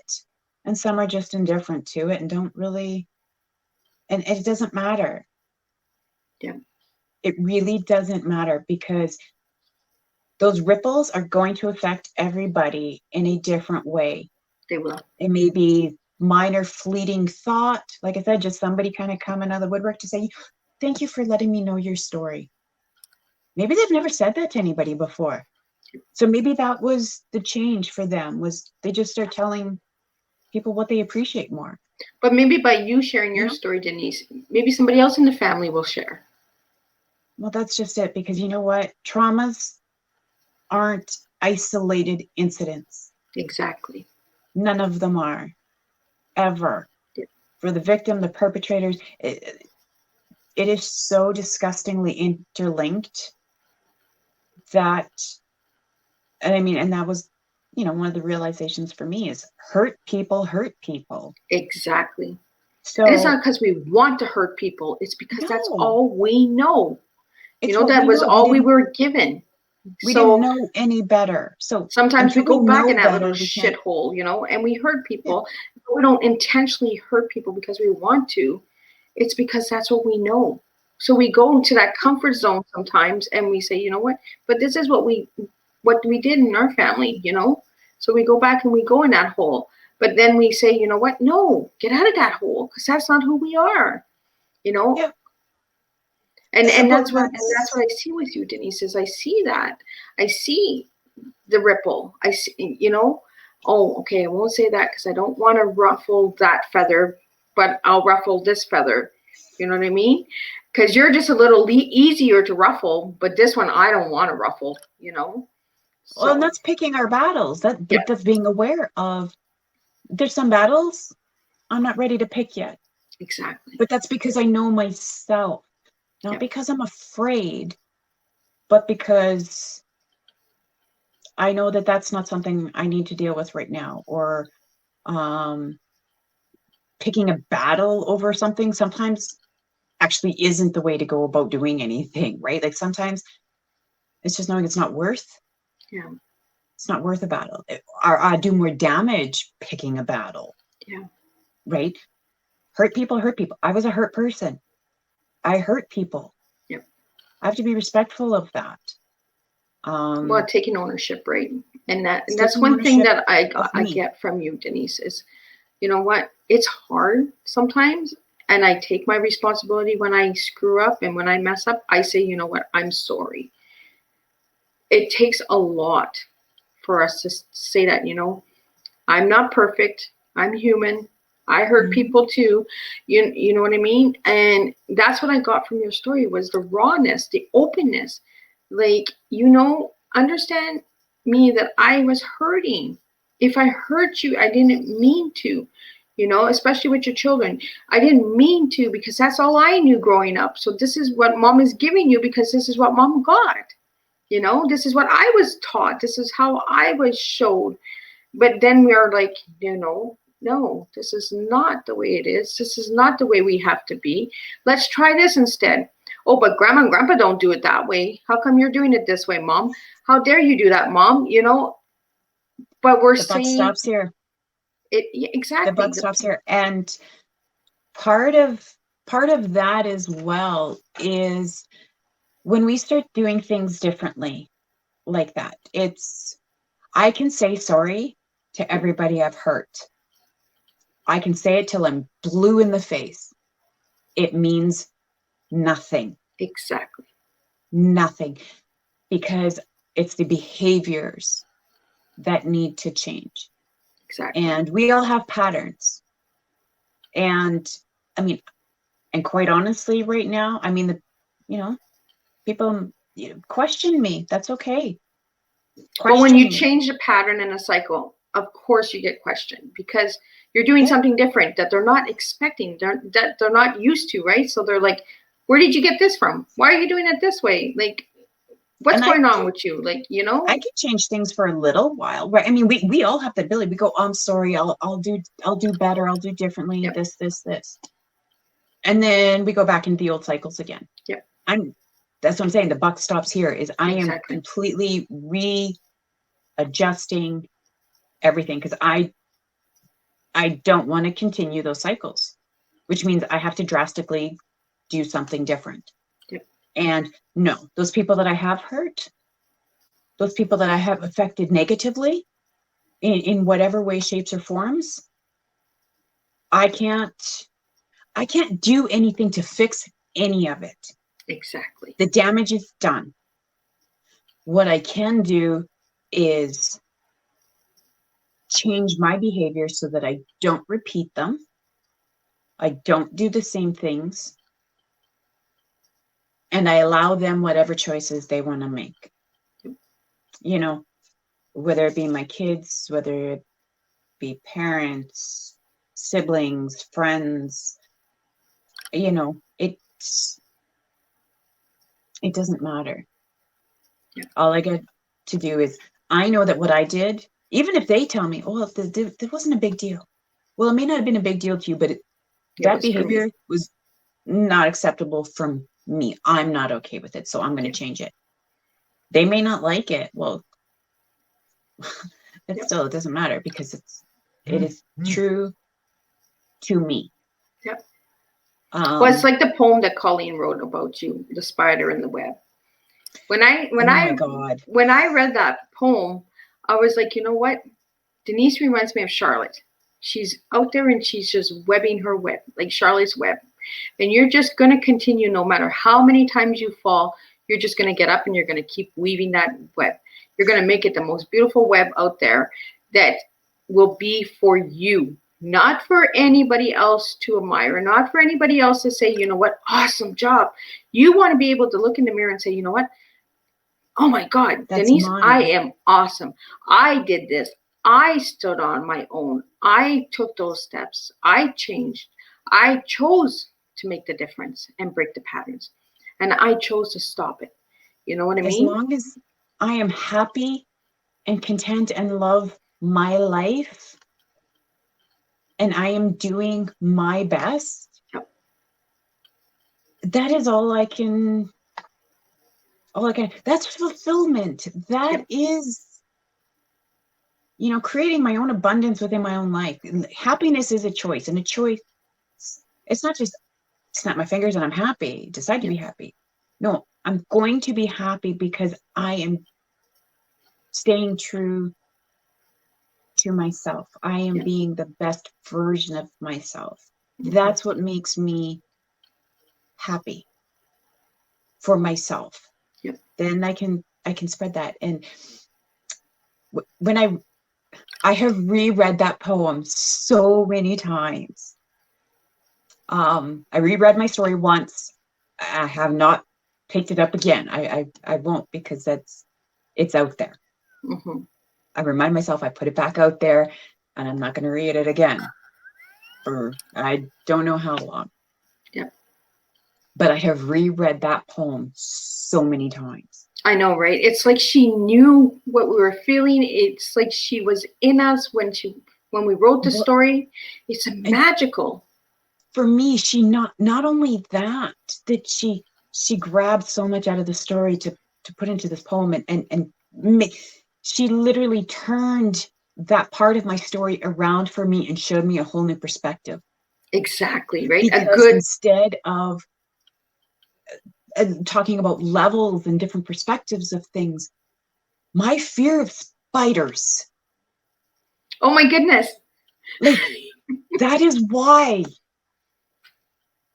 they freak me out. You want to terrorize me? Terrorize me with a spider. I will lose my ever-loving mind. But now you look at a spider differently because of that poem. But this part of it is a growth of, I learned to accept spiders. I'm not, I mean, before I would have taken a blowtorch, you know, I would have taken a blowtorch and burnt my house down to get rid of spider. Now it's like, well, you stay over there. Yep. I'll stay here.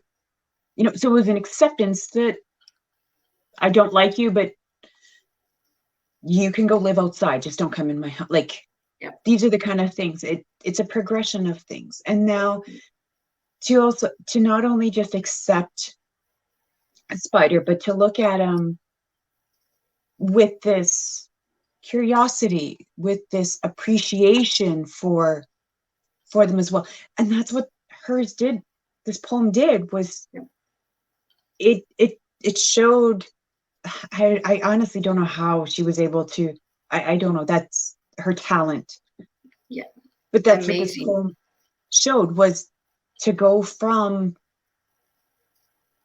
totally being scared and wanting nothing to do to this little progression to the appreciation that, and that's what life is, for all of our little screw ups or all of these little things we do. It's a progression. Everything is a progression to something, and will change something. And yeah, it was huge to go from that complete fear, like I said. And I've been traumatized many times over the years because people didn't understand why the fear. Yeah. They thought it was funny. They don't know that, you know, they were giving me a flashback. They were triggering my PTSD. They didn't know. Why? Because I didn't say anything. Can I blame them for that? No. No, I can't. Right? So I can't blame them for things that they didn't know. They didn't know. That's why we need to speak up. We need to put our stories out there. Maybe it's not in a big book.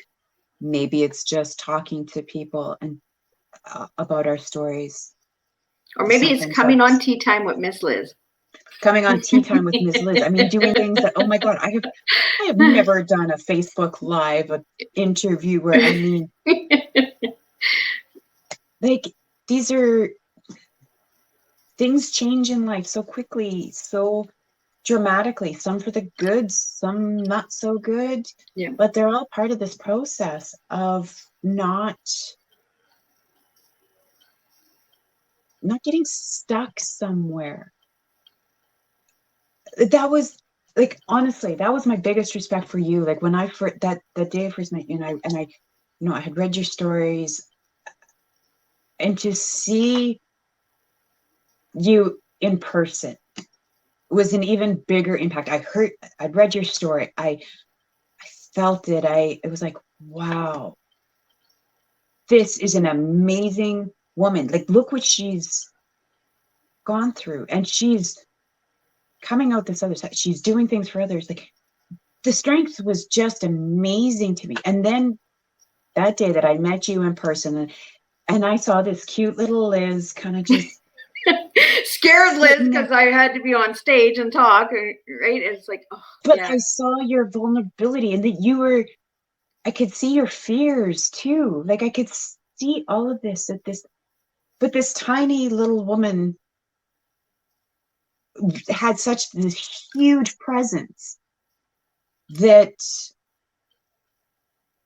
totally filled the room with just this quiet power. And it was like,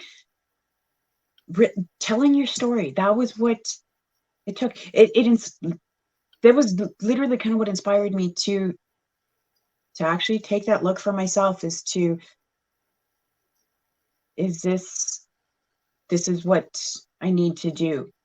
Yeah. And it was, I mean, you weren't big and loud and outgoing, or you just had this aura, this quiet power about you, even when you weren't saying anything. You just being you where you were. A blubbering mess and shaking and freaking out. But it was real. And that's,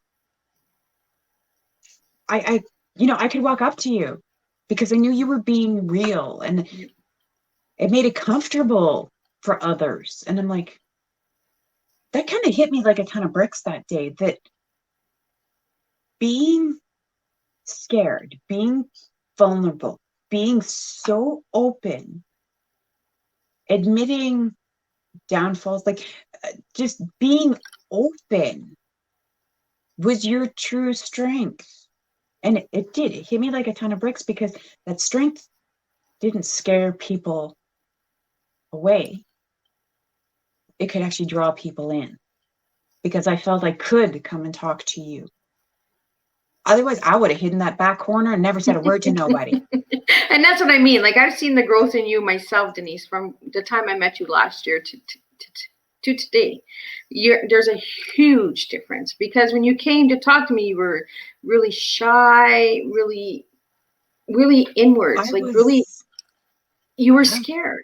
And I could see that. And after we talked at the summit last year, I said, I really hope she shares her story.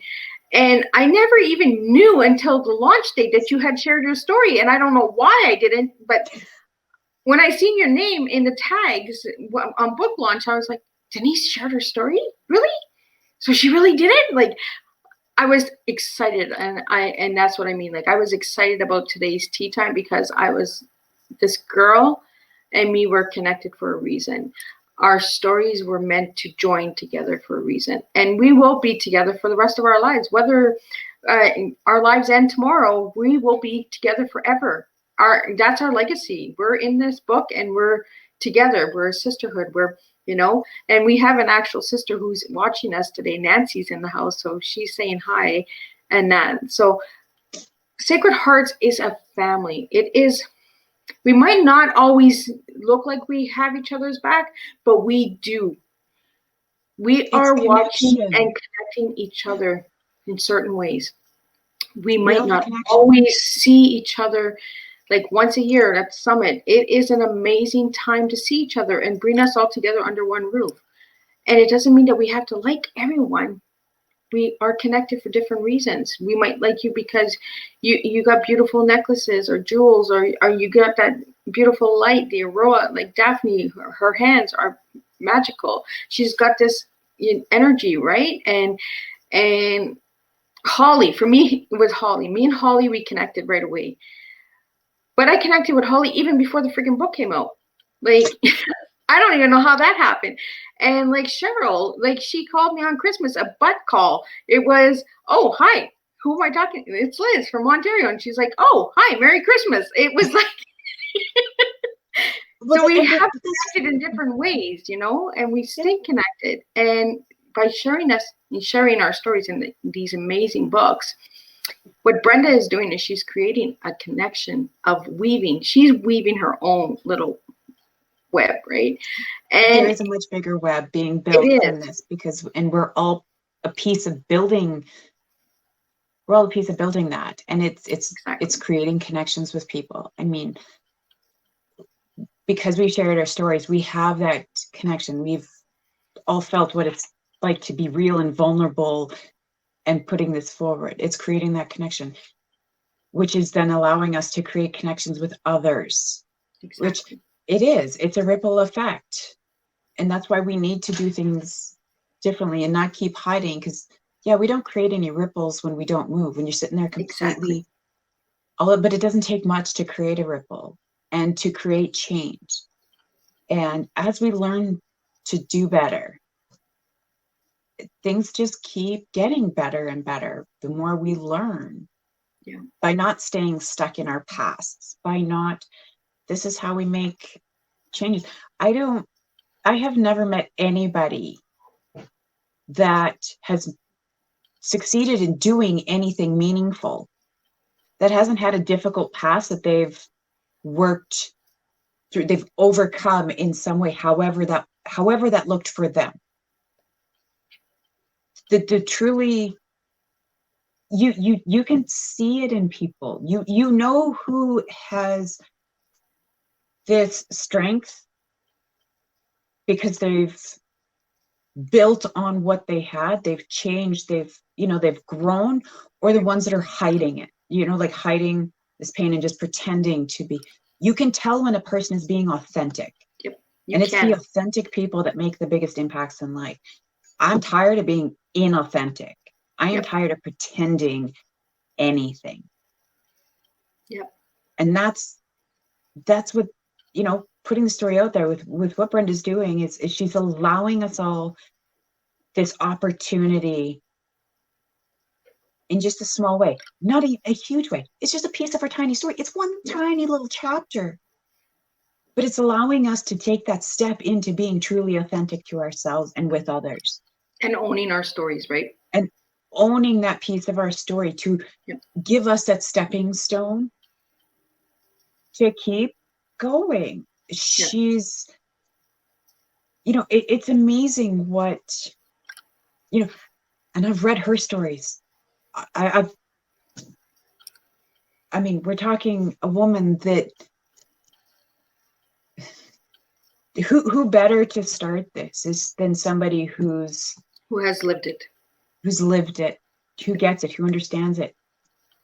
But see, now I can trust her. I can respect her because she's authentic. If I didn't know her story, that same level of respect and things would be a little harder to, because it'd be like, well, what do you know about it? Yeah. But I know her story. She was brave enough to share it. You've earned my respect by sharing your story, by being authentic, by being true. Good, bad, or ugly. That's who she is. That's how any of us are. So when I want, like I said, I wanted connection with people. I want, well, how can I give that if I'm not sharing my story? Yeah, and how am I By going to get sharing that my if I'm not story. being real, right? Yeah, I need I'm to going to be get authentic. people that are not going to be real with me. If I'm not going to be real, people are not going to be real with me. Exactly. And if I want your respect, you may not like me, but at least respect me enough to stay away, to talk to me, to do your own thing.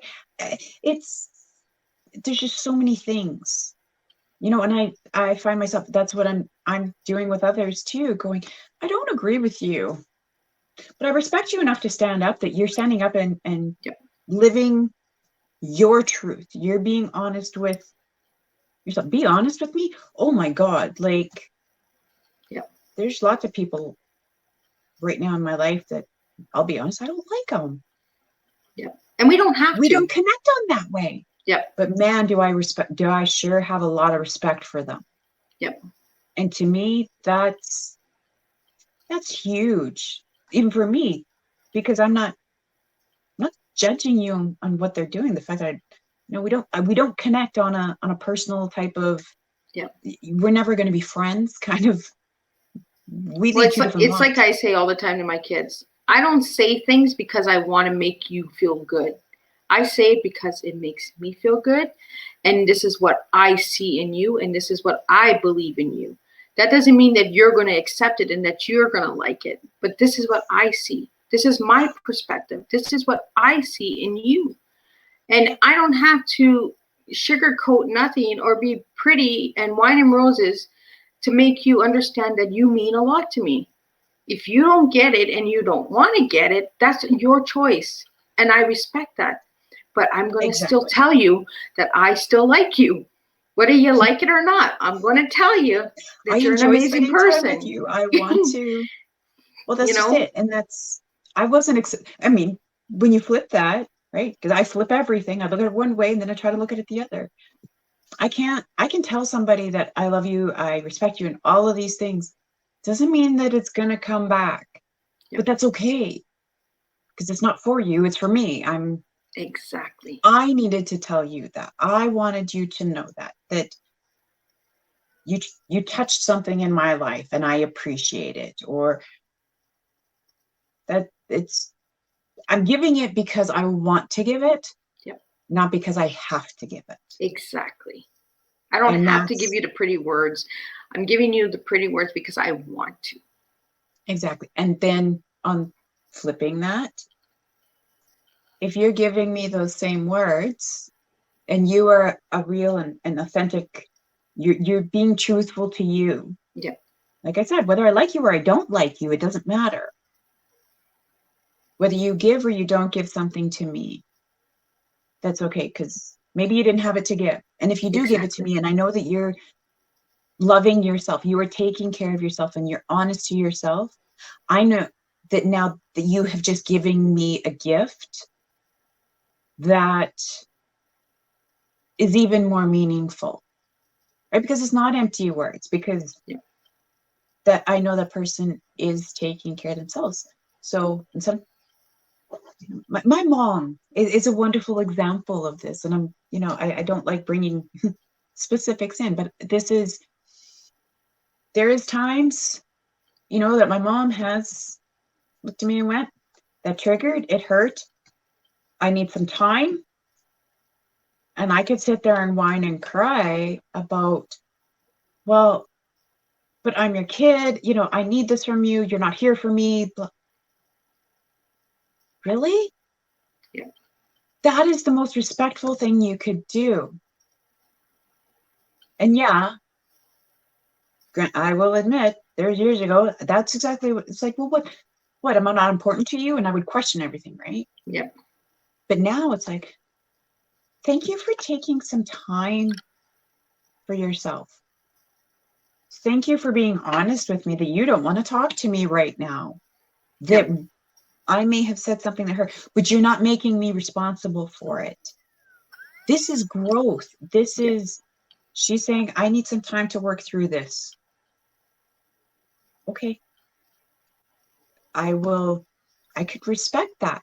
I can then give you the gift of granting that and not, putting hurt feelings on you and continuing the cycle. We stop the cycle right there. She said, I'm triggered. Can I have a little time to kind of work through this? Okay. Without making it my responsibility. I could sit there and go, okay, my mom doesn't want to talk to me right now. She's mad at me. She's upset. She's, oh my God, how do I do it? How do I fix this? And then I go, okay, well, no, she's doing her, which makes it that much more important. And then she could come back and go, we're good. And we could keep going. And that's real. That's how we've now created a tighter connection of, I take responsibility for me, you take responsibility for you. And man, the amazing things that we can do when we're both actively trying to grow. Exactly. And those are the people I want in my life right now. The ones that are actively trying to grow, to help, who want to change their own life. Yep. Those are the people that I want. Those are the close people I want near me. If you're using your pain as an excuse, I can't be spending a lot of time with you. Exactly. If you are just going to make me responsible because you're hurting, I can't spend a lot of time with you. I can be here and I'm not going anywhere and I'm not going to beat you over the head about it. But just understand that, I can't help you. Yeah. So I'm not going to slice my own wrists to make you happy, right? To make you happy, to give you what you need. I can't do that. Yeah. If I've got extra to give, I will give what I can.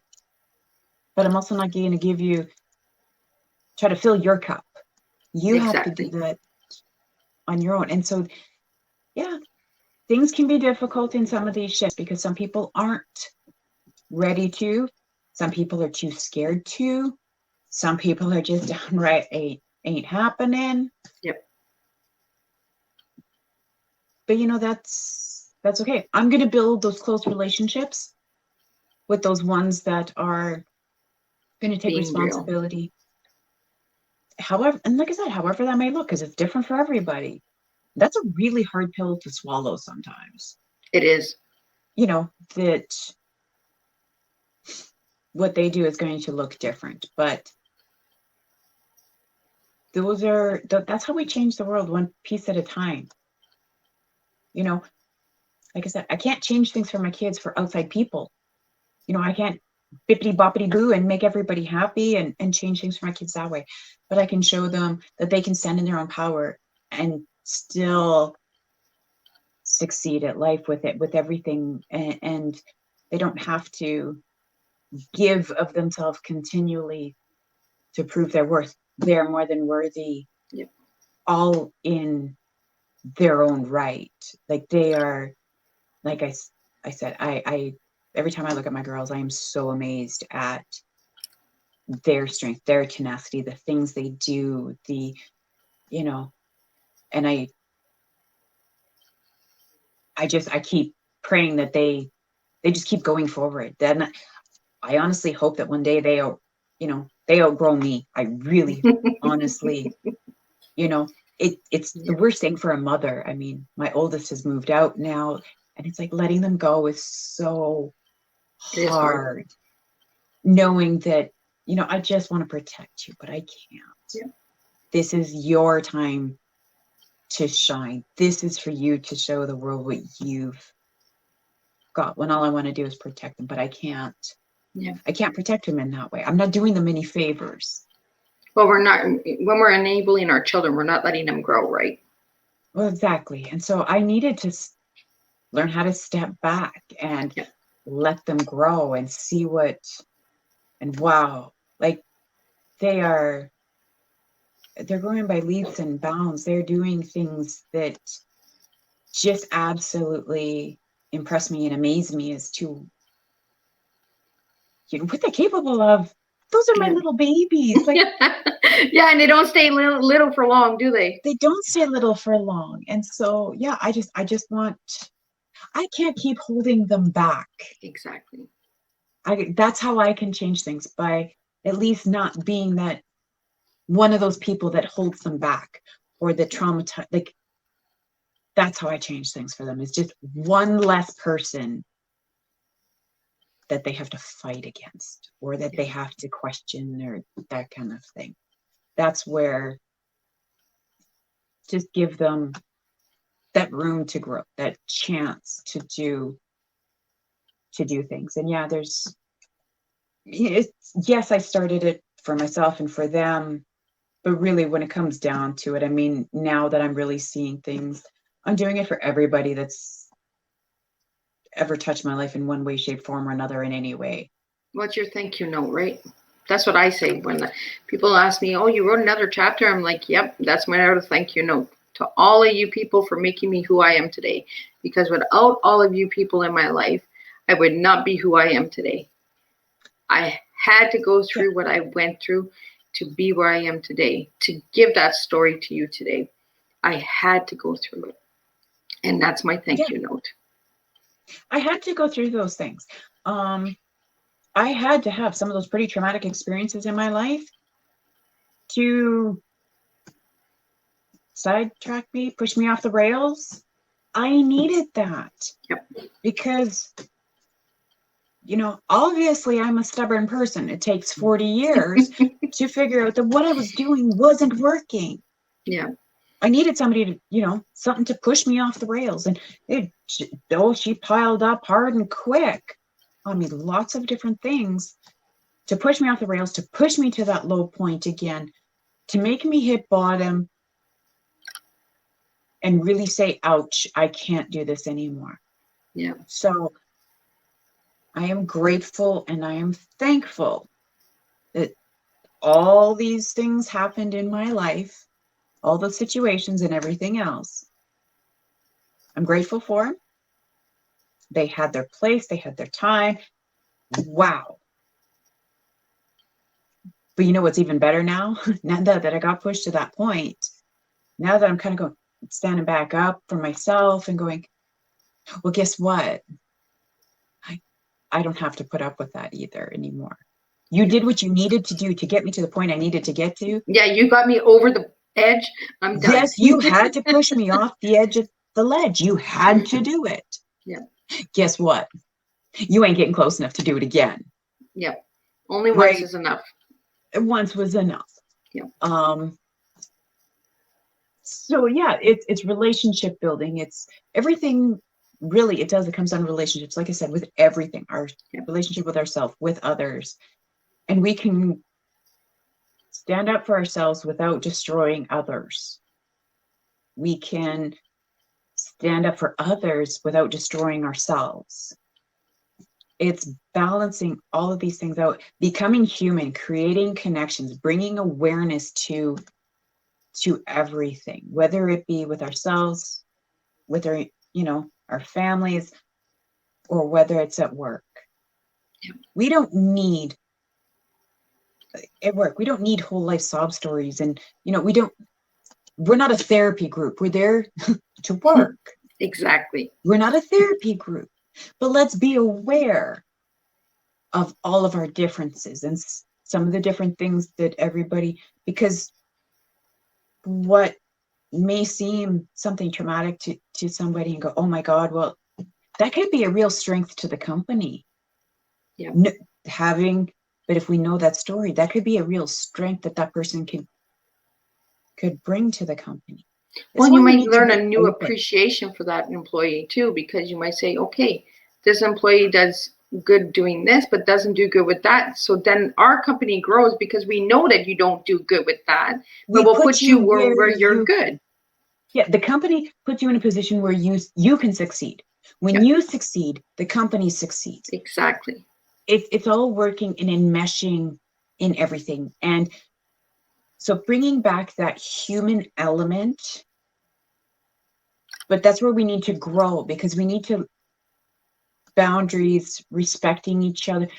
These are all the things that it's a quagmire of stuff that needs to happen, of balancing those things out. But I know, like, situations that I've been in is one person, I didn't quite understand why they were doing what they were doing. There was little things that just, once I heard we connected on a different level and I heard some of his story, I'm like, wow. It explains a lot, right? It explains a lot. But did you know that, well, because I know this story, I know this a little bit over here, I know a little bit of this over here. I had nothing to do with me. These two people then could connect. But because I happen to know both stories, I could connect those two people. Man, best teamwork ever. Exactly. Best teamwork ever. And that was one of those situations, but they both had two different strengths, but there was a connection there. But they were both willing. They both were willing to talk to me at one point and share with me, but they had never shared with each other because it was that speaking up thing, right? It's hard to do with some people, but yeah, now that's a power team. They work really well together. They do, and they've sorted out how they work together. Company's didn't have to even get involved with, right? They know that those two will figure out whatever it is. These are the types of things. Now, another different situation, same idea. Everybody started to get to know everybody. Then we were able to watch when somebody was having a bad day, they were struggling. There was enough others to, one, notice and to offer that little bit of extra that they could offer for support that day. Change the whole dynamic of the whole entire situation. But the rate of suicides and depression, this is rampant in our society. And because of work, we do spend so much time there. This is something that everybody needs to be aware. Even looking from an employee's perspective up to management. Management and owners of companies, we don't know their stories necessarily. We don't know the struggles that it took for them to build some of these big companies, or we don't respect them because all we see is, if management told more, they were open, or right, these kind of things, the employees then can feel more comfortable trusting the company direction, right? The work direction. Why are they doing what they're doing? It's working together, but we have to be open. We have to bring awarenesses. We have to, we all have to own our piece and our part in it. Yep. And when we do that, that does, because things that happen at work filter into our family lives. That's why if we can change things there, if all these little pieces can start changing within companies, creating those new attitudes, creating those new things, the cohesion within, we're also going to be then helping create stronger, healthier families. Because stress is so prevalent right now that people are going home from work stressed out, and then their families are getting stressed out. Now that's affecting their personal relationships. It's just, I mean, some of them, it's destroying them because there's all of these things going on. So it's not one big happy family, right? We're not trying to make everybody best friends, but let's open stuff up, respect each other, that we all have things going on, and being respectful of what's going on. That's how we're going to create a truly impactful company. And for a company to grow, so for the company's sake, take care of your employees, be open. Let's create a culture that's going to grow together. For the employees, it's the same thing, because then that allows them to feel comfortable and safe in their jobs, and respected, appreciated, all of those kind of things that's come from the company, that then, because they feel that at work, they're going home and showing that to their families as well. They're not going home and being stressed out and taking it out on the family. It's a trickle all the time. And that's, for me, especially with being able to work health and safety, I am the bridge between the company's health and safety policies of keeping everybody safe and the employees of making sure they don't cut off their fingers, but what's going on in their day-to-day life that needs to go back to management for a policy review or policy change. I'm that middleman. Yep. Already. So why not broaden that out a little bit more to help bring more cohesion? If I can do things like that, that's what I'm trying to learn to do. It's not only for myself, but now let's take the growth process. It's not even necessarily a healing process, the growth process. And let's expand it even more. We'll create companies that people want to work for. Absolutely. There's a lot of companies out there. I have read the reviews. Do not work for. Oh my God, that is absolutely heartbreaking and horrifying. Yeah. That something that's required, a job to, pay our bills, is destroying people's lives.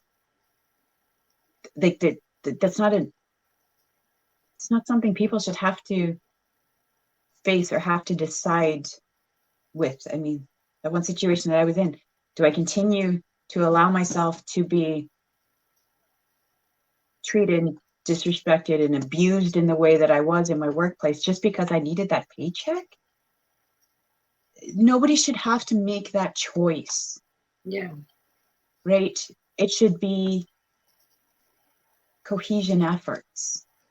And it was, the worst part was I liked the job. I liked it. It worked. But I had to make that hard choice for me. Yeah. Right? And people shouldn't have to do that. So, yeah. My God, I told you I could talk for hours. I know, right? And we are over the 2-hour mark. But I want everyone out there who is watching these tea times to understand that each tea time is different. Each guest is different. And when a guest needs to share, a guest will share on Tea Time with Miss Liz. I don't stop a show because of a time zone or a time limit, or that's what everyone else is doing. Miss Liz doesn't do what everybody else is doing. Miss Liz does Miss Liz. And I am the lady with the control for Miss Liz's Tea Times. Denise's story is really empowering. And if you haven't gotten your book yet from Sacred Hearts Rising Sparks of Light, please go out and get it. We're going to put the links in after we close this up. We're going to close it up because it is after 2 hours. But there is an incredible message in this tea time. So please take the time to replay it, reshare it, get it out there, because we need this out there. We need people to open up about mental health and to break that stigma and to understand that everyone suffers and in their own way. And we shared our stories in Sacred Hearts Rising because we wanted to heal ourselves, not to heal you, to heal us. Denise's story is really, truly a life-changing story. So Denise, thank you for sharing so much, and thank you for being on Tea Time today. I really appreciate this. And like I said, anytime you need to reach out, you reach out. We do have a comment in the watch party called "Loved It. Stand in your own power." So I like that message because we both are standing in our own powers and in our own lives and owning stuff, taking responsibility. And be sure to check out Sacred Hearts Rising. They have incredible things going on their page as well. Brenda Hammond is the creator of Sacred Hearts Rising. Check her out. Check out all of her amazing things. She has some incredible books coming up. Any of the authors that are out there, if you'd like to be on Tea Time with Miss Liz, my door is open for all of you guys. You are my family. You are my brothers and sisters. And I want your story heard. I don't want it just to be heard once a year. I want it to be heard all the time. So be proud of your story, Denise. Stand on your story and keep making the changes that you're making for yourself. I am truly honored to know you, and I am blessed that I got to meet you in person last year. So with all of that, thank you all for joining me today on Tea Time with Miss Liz. And we will make a difference one cup of tea at a time. And we did not talk much about tea today. We talked a little bit about tea, but we got tea in there. So next time, there is always a next time. And all my guests will be back on a recap show. I will be pairing certain guests up. So I will be pairing you up, Denise, with past guests as well. And we will do a recap of the guests because I don't want to lose any of my guests during this time. I want you all to stay connected and know that I'm there not only during the show, but after the show as well.